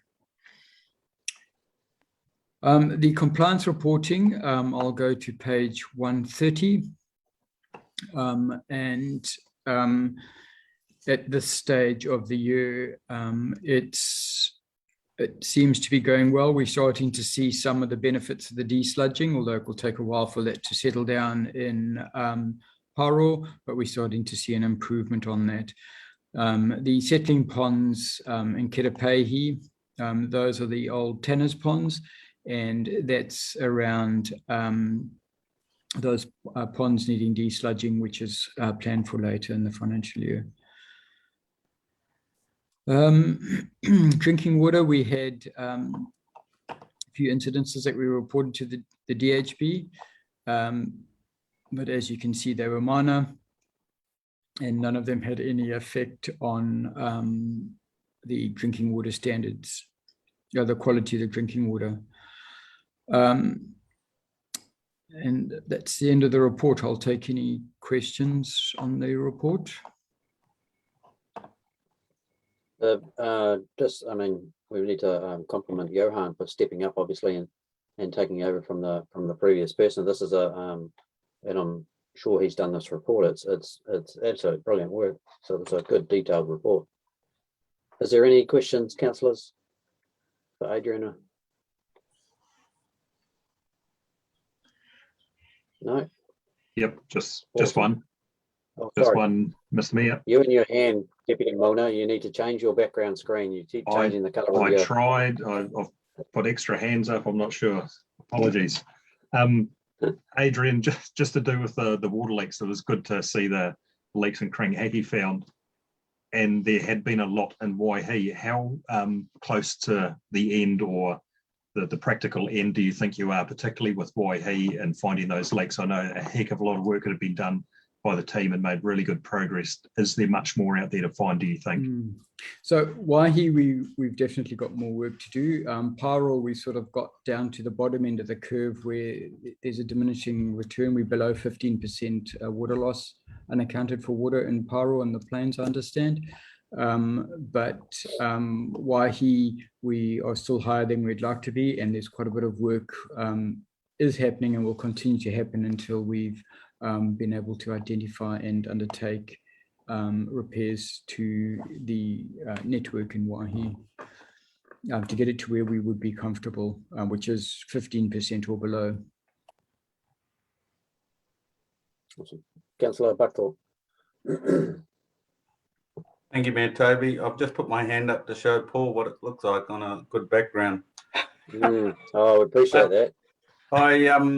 It was more a comment, just a bit of a shame really that Don wasn't around to see the work that's going to start on the Greedo, because I know he was pretty passionate about getting that work done, and we had many discussions on it. So it'll be really good to see it happen. So that's all I had.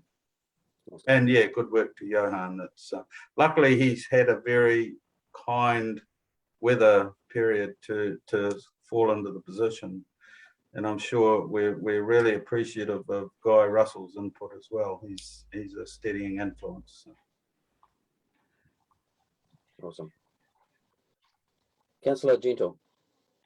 Thanks, Mayor Toby. Just the last comment in the summary, number 10, saying the overall utility activity is performing as agreed performance standards. Number of budget shortfalls have been identified. Have we got ways and means of correcting that? Have we got areas that we can balance the funds up so we're not going over budget? So yeah, so just around the budget shortfalls, some of those may be around the capital projects, and we're still busy identifying what that is. And so we'll put up a price, and then you go to the market, and there's been an increase in this, because we're paying a premium because there's nobody to do the work. The costs do go up. And so part of that will be covered in the capital reporting. And what we will do is address any capital cost either where we know we're going to be go over, or there's a small overrun, such as the one that we approved earlier today in the waste report. And we'll get that before you immediately, rather than bringing a big number to you at the end of the financial year. So while those have been identified at this stage, we won't bring those to you until we've finalized all the capital reporting. No, much appreciated. Just don't want to see an incremental thing over month after month after month, and suddenly we've got a nice big bill somewhere to find some money for. Thank you. I agree with that. Yeah. Awesome. So no further questions? Okay, we'll move on to our next items, which is the Western and Eastern. I presume you'll take us through those, Adrian. If you just raise anything in there, and then we'll move them together as a whole. We'll just move to receive them as a whole. Okay. Just again, following Councillor Buckthorpe's comments, on page 138, there was an acknowledgement of the passing of Don Swales. And I think that was appropriate. He had a lot to do in that district with regards to that. I don't think there's anything significant to report regarding that. Councillor Buckthorpe, I don't know if you want to comment on the Western Plains, but yeah, the report is very similar to what we've reported in the utilities report above. Yeah, just a few comments, if I may, through you, Mayor Toby. Surprisingly, there was a good turnout for the committee meetings in early August. They were pretty grumpy about not having the July meetings, though, because that meant that there was 3 months gap between the current one that we had and the previous ones. Yeah, I raised there was real concern in the community about the three waters. The Green Corridor, there was a lot of comments around the decisions were made earlier in the piece not to plant big trees through the Green Corridor. For some reason or other, that decision got turned over, and there has been a number of kahikateas planted in the Green Corridor area that is on the berm between the stop bank and the river. There's a lot of concern that the farmers' wishes were basically not listened to, and they've just gone ahead with it anyway.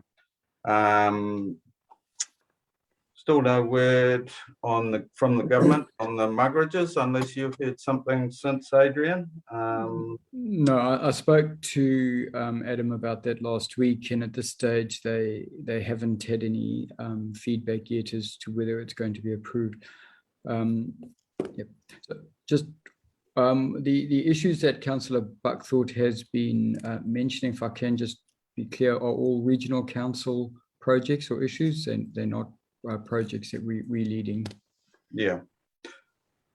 So it's unfortunate that the government hasn't come back, because farmers are getting pretty jumpy about why they haven't made the decision. It's unlikely that it's going to happen, given the recent communications that have come out regarding carbon loading into the atmosphere from peat farming. So I won't get into that conversation because it'll take a long time, but I just thought I'd point it out. That's me. Over. Thanks, Okay. Councillor Buckthorpe. Then the Eastern Plains, they did have a resolution that they requested, and that was around the regional council's update on the flood rationalisation project. They recommend to the council that we request regional council to provide further technical information to support that. So I've been in contact with the regional council, and at this stage they're still busy doing their hydraulic analysis of the situation. So and as soon as they have that information available, they will provide that initially to the council, and then through us to the Eastern Plains Drainage Committee. So that work is underway, and we will be able to provide it to them when it's available. But at this stage, Adam Munro indicated to me this morning that it wasn't yet available. Councillor Harris, you have a question? Thank you, Mayor Toby. Just to Councillor Buckthorpe, when you talk about the Green Corridor, are you talking about the planting that's been done between Natia and the mouth of the Piarco? Is that the green corridor? Yeah, the green corridor is basically from the Kopuatai right down to the sea, and it's one of those initiatives that WIC got funding, the shovel-ready funding for, and they've really got stuck into it. And the $3 million or $3.5 million that was allocated to that. So the issue is about planting between the river bank and the on the berm, is it? Well, that's where the planting's happening, and there was an understanding, like farmers voiced their concerns. They didn't want large trees being planted in that space because of the risk to the flood protection assets. And basically, there wasn't an understanding or an agreement that that wasn't to happen. But all of a sudden, it's been noted that there's a number of kahikatea trees being planted because the committee felt that they thought it'd be nice. So that's been raised as an issue, and whether it goes further from the farmers, I'm not too sure. So those areas have been fenced and cannot be grazed. Yeah, that's correct. And I mean, there was a comment that the previous WRC overseer that recently retired, what's his name? Yeah. Anyway, he basically said the only way that you could get away with it is if you planted those size trees in that area, you would plant them in an arrow-shaped form so that the force of the water would sort of veer outwards from the top end of the plantings, so it wouldn't create issues with those trees being taken out. Thank you, Councillor. Thank you, Miyatobi. Pleasure. So with that being said, are you, Councillor Buckthorpe, are you happy to move that we receive and adopt any recommendations in both the eastern and western drainage reports? Happy to receive the reports and any recommendations as written. I don't think there are any, are there? Yeah. I think there was one recommendation in that. In the eastern there was. Oh, there was too, Yep. sorry. Yeah. Councillor Garrett, are you happy to second that? Certainly am, sir. Thank you. All those in favour, please tick.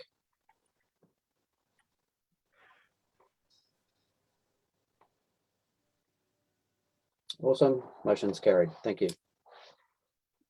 Okay, we're getting through it. Councillors, not many more to go now. Page 143, Chief Executive's monthly report. I'll move that we receive the report. Deputy Milner, you happy to second?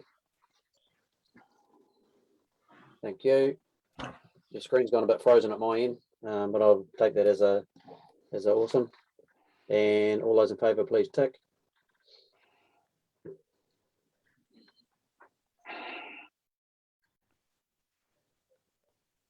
Awesome, motion carried. Thank you. Thank you, Langley. Thank you, Your Worship. So just I'll quickly go through the report. In terms of staff, you can see that we've had a number of new appointments. We're really pleased to get someone on board, the role of computer and SCADA network engineer. This is something that we've outsourced predominantly before, and it's been difficult to get a high level of service given the scarcity of people in that role. A new person in our information management team. Really pleasing. We see people coming through the system, and Luke Parrish, who was doing a cadetship in our water treatment team, has been successful in getting a permanent treatment technician role now, and so we'll be bringing someone else through to into that cadet role. We've been seeking for quite some time someone to take over as our works team leader, and we're really pleased to get someone on board in that area. We have another project manager coming on board. We have appointed 2 graduate planners to try and beef up our graduate team. And we've also got someone who's accepted a fixed term role in our communication team, because you would have noted that we've received a resignation from Paula, and she'll be leaving us on 3rd of September. Her last day of work will be this Friday. We are recruiting for another area, so we resource consent team leaders. That's in our heading our planning team. With Paula's resignation, we have a senior communication advisor role. We need another development engineer to meet the workload that we've got now with the very active resource consenting, land use consenting situation we find ourselves, and a project manager. And just making a note that at the moment we are seeing quite unprecedented growth in that planning, building control, and in the capital works area. We've got $32 million of works that we're going to try and get out next year. And also a number of us or the team are dealing with the extra workload around the RM reform, the resource management reform, and the future for local government. And we're not the only council. I read in the paper a while ago, Hamilton City, for example, are 200 staff short. So there's quite a shortage of people, and there's a very bullish economy. So we're having to look at how we can manage our work program to achieve what is really critical and a priority with the resources we have, and also with the ability of the construction market, etc., to provide cost-effective and good quality work. So just sort of flagging that up, and you may find in future reports that we may suggest that actually we should ask the council to reconsider a project in terms of whether it's still high priority. Moving on to the future for local government review. It's been quite quiet. As you're aware, Mayor Toby has been leading some work with the Zone 2 councils to sort of see if there's some collective views on what the future for local government would be. The review panel are currently finalising their first report, which will be around the issues that they've identified in the sector, and then based on those issues, well, the issues that we've presented them about our sector, and based on those issues, they will be preparing or recommending the process that they should follow now to look into those issues. Mayor Toby is still trying to get a suitable time to make a presentation to them on the findings from the very good Zone 2 workshops that we've had. Just on the Three Waters, our focus at the moment on that is around getting some information to you over this next few weeks, where you can consider some questions that have been posed to you, and they're on the bottom of that page, page number 144, where the government is seeking feedback from us. And the feedback is around how do our communities have a voice in the system and influence over decisions that these entities may make. How do we have effective representation on these entities in terms of their oversight boards, and ensuring integration between growth planning and water service planning. I think it's one of the biggest issues that we really need to get our head around is, when our communities have aspirations to increase their well-being by perhaps developing some industry or some growth areas, how do we make sure that these water entities give those a priority? Just under that waters review, the Water Services Bill was released on the 10th of August, and so it's going, we're due for its second reading. Now, we believe that the way that the bill was drafted was around us being a significant service provider within the providing water supply to our communities. The bill places a lot of requirements on us as local government, particularly around what would happen with small private supplies, whether they be a couple of farms, a couple of houses on a farm sharing a farm, or to a rural school, to perhaps a marae, or to say a rural camping ground or other areas that may supply water. Now we're assuming that those obligations will move to the new water entities, but that's one thing we need to find out, because if some of those obligations still stay on us as local government, there's a little bit of a risk there for us. They've made some changes through the bill, but the substantive ones, I guess, that many in our sector were looking for around what is a single residential supply and who would be covered by the new regulations. That has remained the same. So it is just a residential home with its own supply, whether that be a bore or a tank. As soon as you have more than one, they become a private supply and they have to meet the requirements of the Act. As I mentioned, if a private supply fails, we're responsible for making sure that it does. If there is a disruption to water supply greater than 8 hours, then the water supplier must make provision for alternative supplies. And currently that's something that we would provide through our CDM teams. But if these new water entities take over, well then if their supply is disrupted, then they will have to step up rather than Civil Defence to provide that supply. Water suppliers must provide sufficient quantity of drinking water. And as you know, I think we need to get some clarity around that. Does that include industrial and rural supplies? And when our rural supplies are not on demand, what does that mean? So we guarantee that, particularly at the extremities of our rural supplies, that over a 24-hour period will provide sufficient water for their use. And some of those users may have to have their own tanks, which we fill up overnight. They can use during the day. If you interpret with the legislation that actually sufficient quantity means that when they need it, they have as much as they need, that will have significant impacts upon our reticulation. And also councils need to prepare an assessment of drinking water services every 3 years. At the moment, there's no time limit on that. So we've prepared an assessment of water and sanitary services. Now we'll have to do that every 3 years. So that's quite a bit of work around that. So that would be looking across all of our communities in our district, say Kringhack or Maki Town, who don't have a sewage system, and assessing as to whether it would be appropriate that those communities should move on to a supply. And that might be because there's environmental impacts as a result of the on-site systems that some may not be working properly, etc. So that was sort of the stuff that came out of the bill, not any significant changes. If anything, I guess more work potentially for the water service provider and local government. In terms of the council, the resource management review, so you signed off a submission on the Natural and Built Environment Act in July, and I think the Mayor, you are presenting to the Select Committee at the end of this week. Actually, it's there's a notification today. And we're not aware of any other progress in the aspects of that RM reform. And just when I wrote this report, that was last Wednesday, obviously we were into level 4 lockdown. What I've been trying to do through the lockdown is to send out regular emails to yourselves just about what's happening.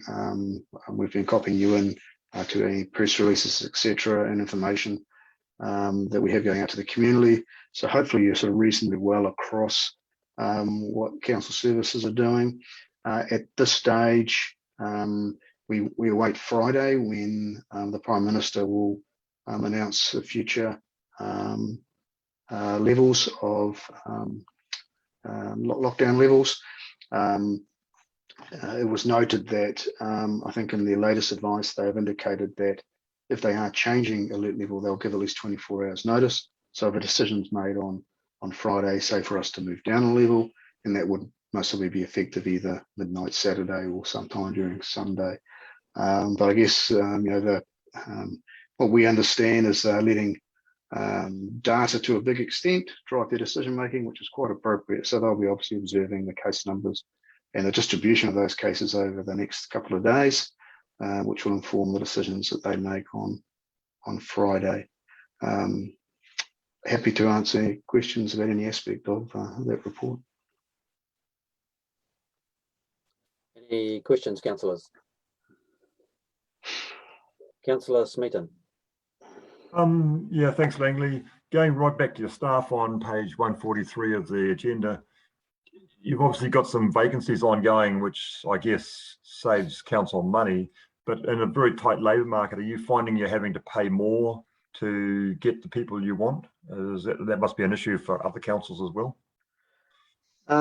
Yeah, so do we save money? So quite in many cases, particularly our planning team, for example, we're employing external consultant planners to fill the gap. And in fact, we don't hold staff to do our peak workloads. So we do have a process of contracting out. One stage, Peter had about 16 consultant planners working for his team. So we don't really save money.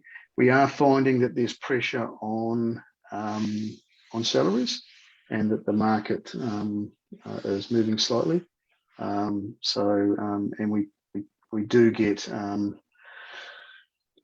pressure from the private market, who actually are prepared sometimes to pay the higher salaries than we are.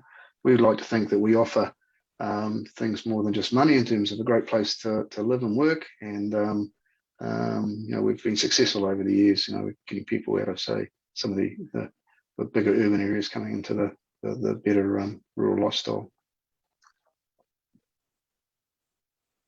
Councillor Anne-Marie Spicer. Thank you, Toby.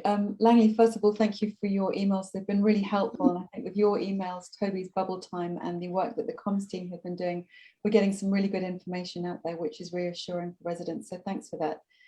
I've just got a question about the district events coordinator role. I can't remember if that's exactly what it's called, but I think you'll know what I mean. Just where are we at with that? Because I'm just aware of the fact that after Christmas, we've got a few big events coming up, and I'm already getting some questions around beach hops. So just wondering where we're at with that at the moment.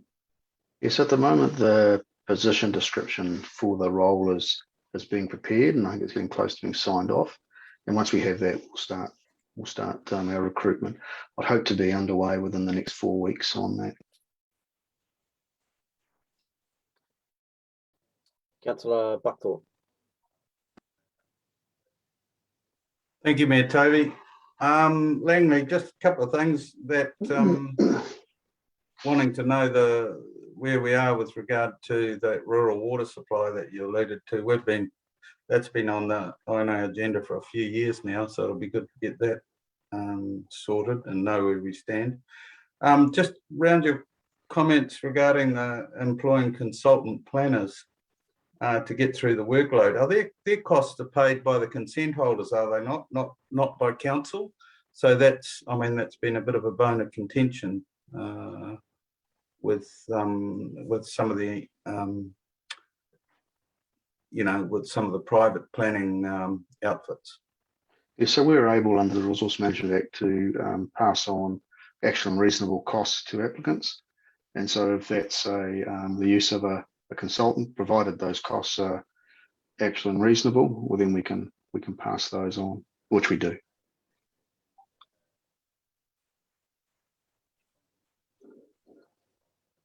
Deputy Mayor Milner. Thank you, Mayor Toby. Not a question, just a comment, and just note that Paula Trubshaw, with her leaving, what a great contribution she's made, not just to the comms team, but all across council. So important that we note that, seeing as particularly we probably won't get to see her in person, seeing as we're all going through Zoom at the moment. She's improved council's communication team to no end, and who she'll be missed, I'm sure.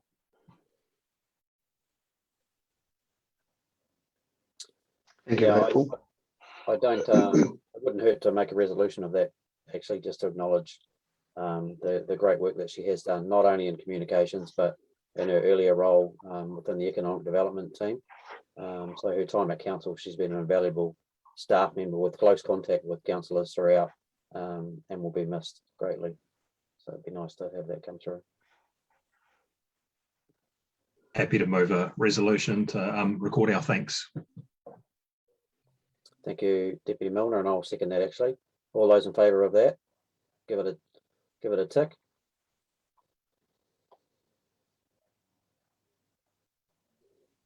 Awesome, motion carried.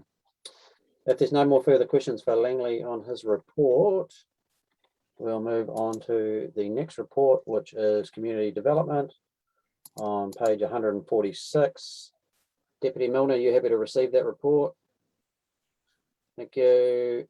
And just apologies because my screens are frozen up a little bit. So if I'm looking at two different screens. So the one on the computer's gone a bit frozen. So I've actually got the Facebook Live going as well, where I can see you moving a bit. So Duncan, you are happy to second that with that movement there. So thank you. All those in favour, please tick.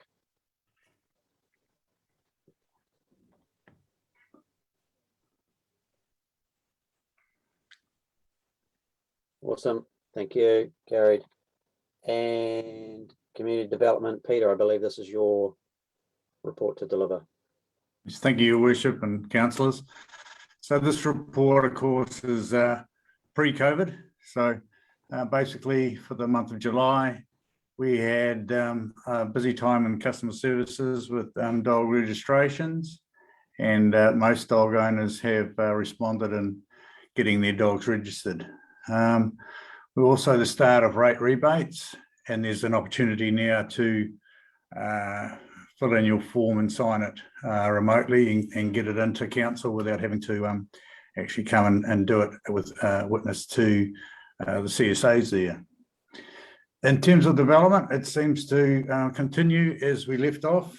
COVID will have a slight impact, but at this point in time, it's certainly not slowing down. In terms of communications, there's been quite a bit of work done on waste management and minimisation plan. As you heard from Adrian, the reserve management plan consultation's underway. There's also been the annual resident satisfaction survey. And of course, there's been a little bit of work in the rebranding of the Anya Awards. And you may have seen the digital billboard by the LNP Cafe and Pyro displaying that. So hopefully that's getting some good publicity there. In terms of district plan changes, so today, as you know, plan change 4, virtually all going to be operative except for one little appeal there. Plan changes 2 with Waihi, they're still gathering the information in terms of the industrial land there that's proposed, and hopefully the staff will be coming back to the district plan committee. It looks like to be early October now with the way things are going.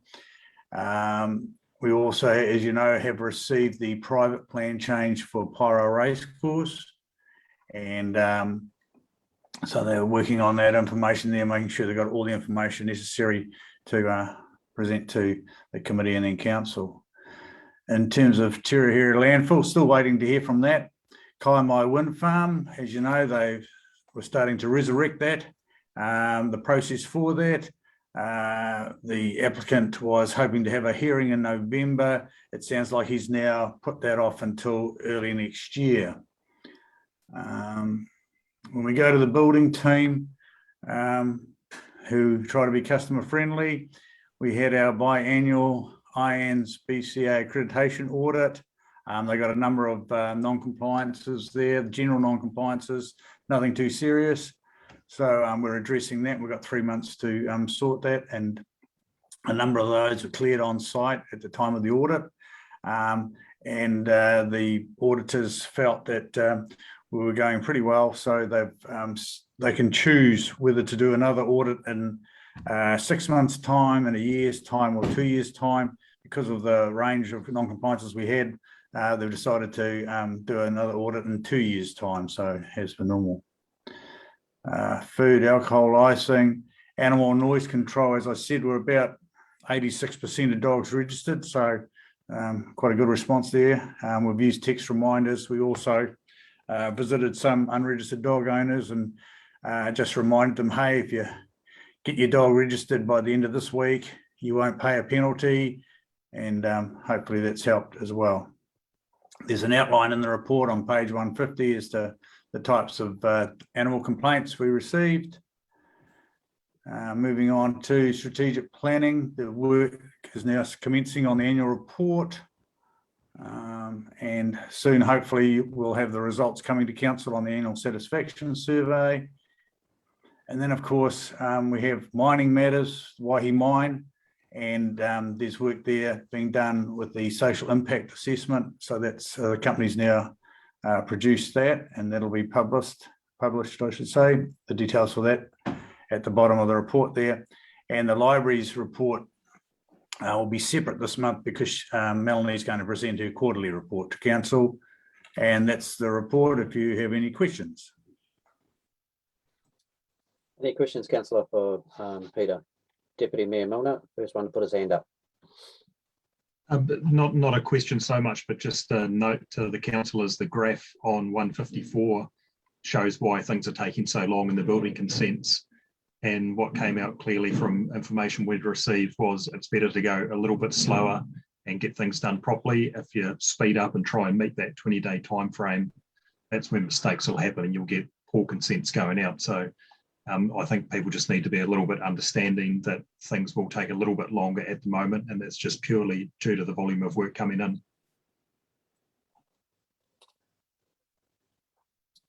Thank you, Paul.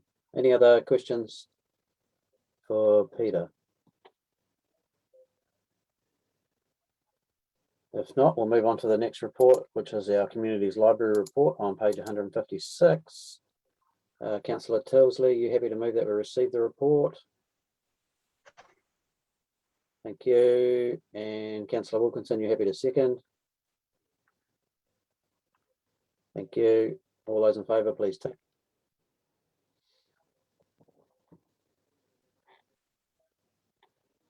Motion is carried. And good afternoon, Melanie. I see you there. You able to take us through the report?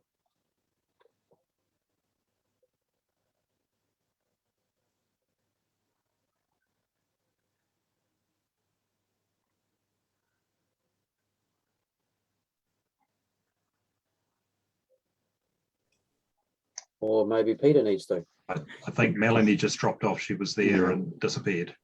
And she's just coming back now. Okay.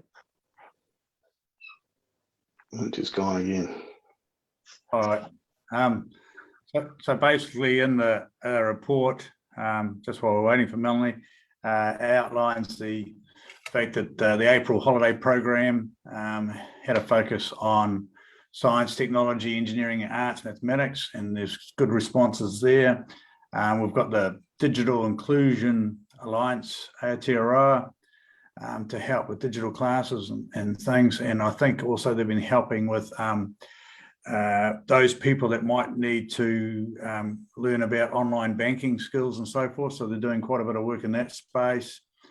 As we look at the range of books that's now being provided, we're trying to also cater for a diverse audience, including te reo and teen books and local history books, etc. And then basically there was the, in May, the Pyro Business After 5 meeting was held in the Pyro Library, and they were able to, the library services were able to showcase some of their services. And finally, just at the bottom of the report there, you can see some of the future directions that the library services are hoping to go with the aid of everything. So that's an outline of the report, and if you have any questions, Melanie can answer them. Thank you. Is there any questions? Hopefully Melanie can hear us. So Councillor Tilsley.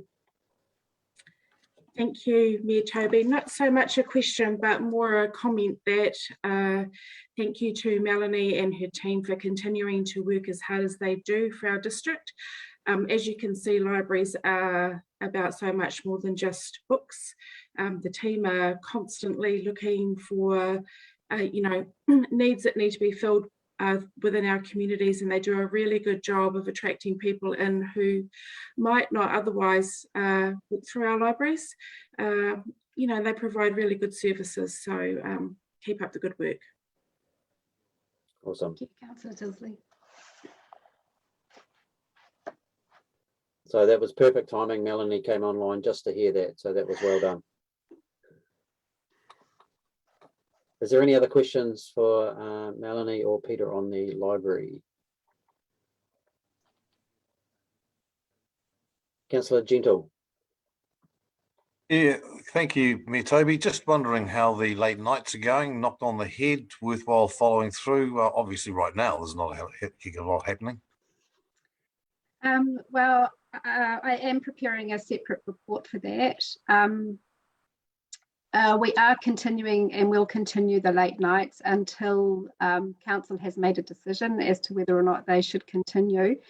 But the numbers haven't improved. There were times over winter on a Wednesday night in Pyro while the netball kids were waiting for the netball that we did have a group of teens in the library on a fairly consistent basis, but now that the netball's finished, we haven't seen them again either. So the numbers have stayed fairly static, and usually by soon after 5 o'clock, most people have left, and we are not often getting people coming in after 5, but I will make a full report on that decision report for council to decide on that one. Thanks, Melanie. Awesome. We'll look forward to that report. Any other further questions? If not, thank you, Melanie. And now our next item is for in committee. So could I have somebody move us to move into committee? Thanks. Was that you, Reno? Thank you, Councillor Wilkinson. Could I have a seconder, please? Thank you, Anne-Marie Spicer. All those in favour, please tick.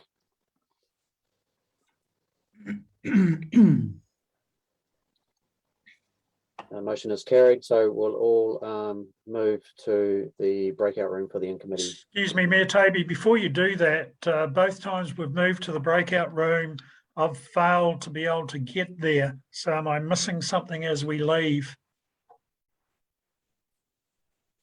You should be just shifted by the host automatically. Okay. Thank you. I'll organise that for you. Thank you. Thank you. Okay.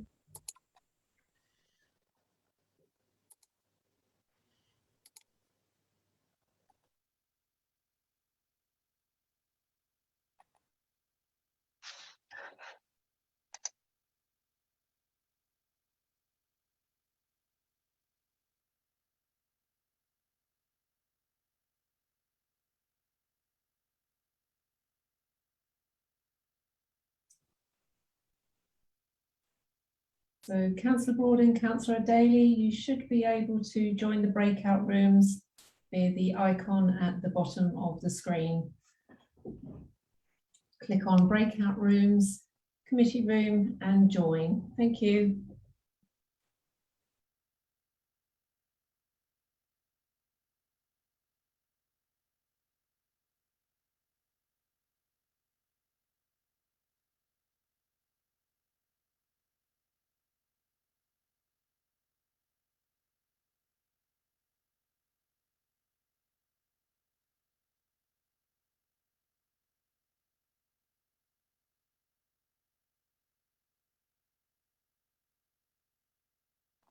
Anybody here to move me over, please? I don't seem to be able to do it. I just have a lead. Oh, hang on. I might be able to do it.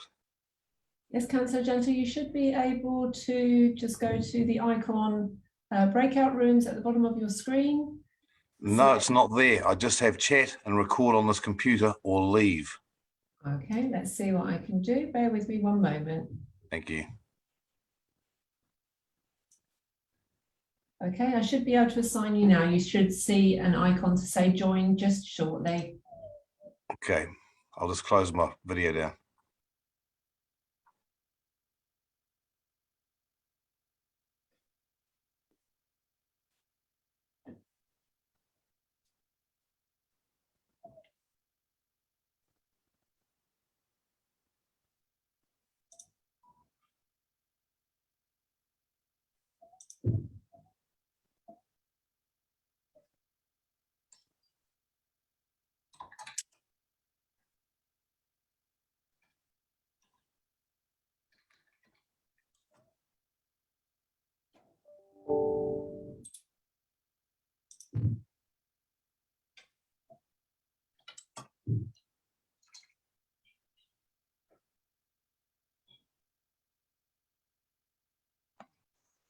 Are you still there, Lynn? Yes.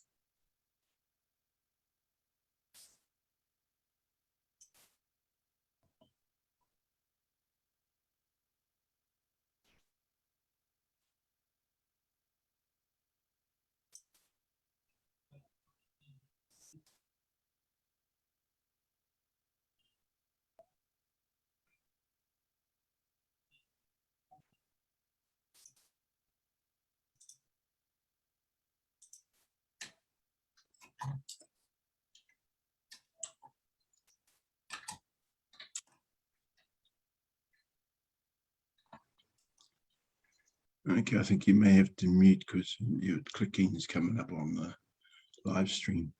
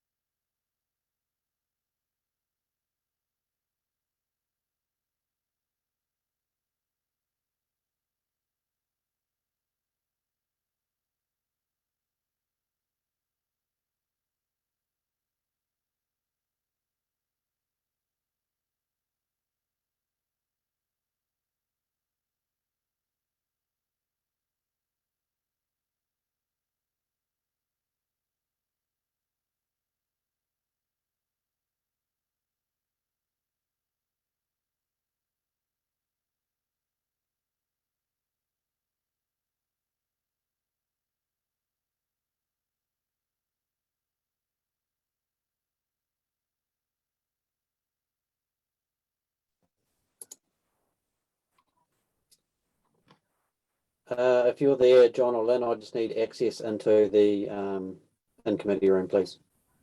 Certainly, just doing that now.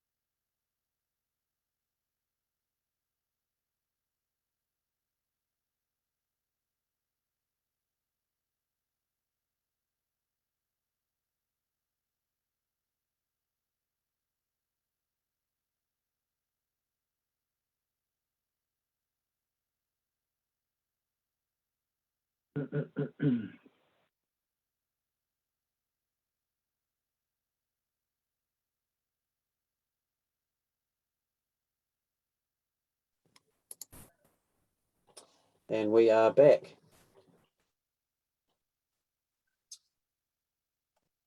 Well, thank you, councillors. Appreciate today's efforts. I know it's always a little bit challenging to do it via Zoom and electronically, and having agendas on one page and screens up on the other, and trying to read comments through Facebook like I was doing.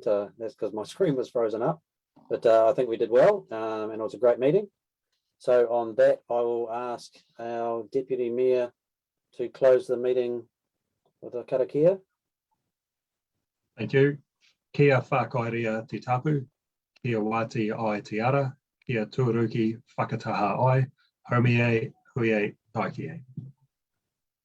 Thank you, Deputy Milner.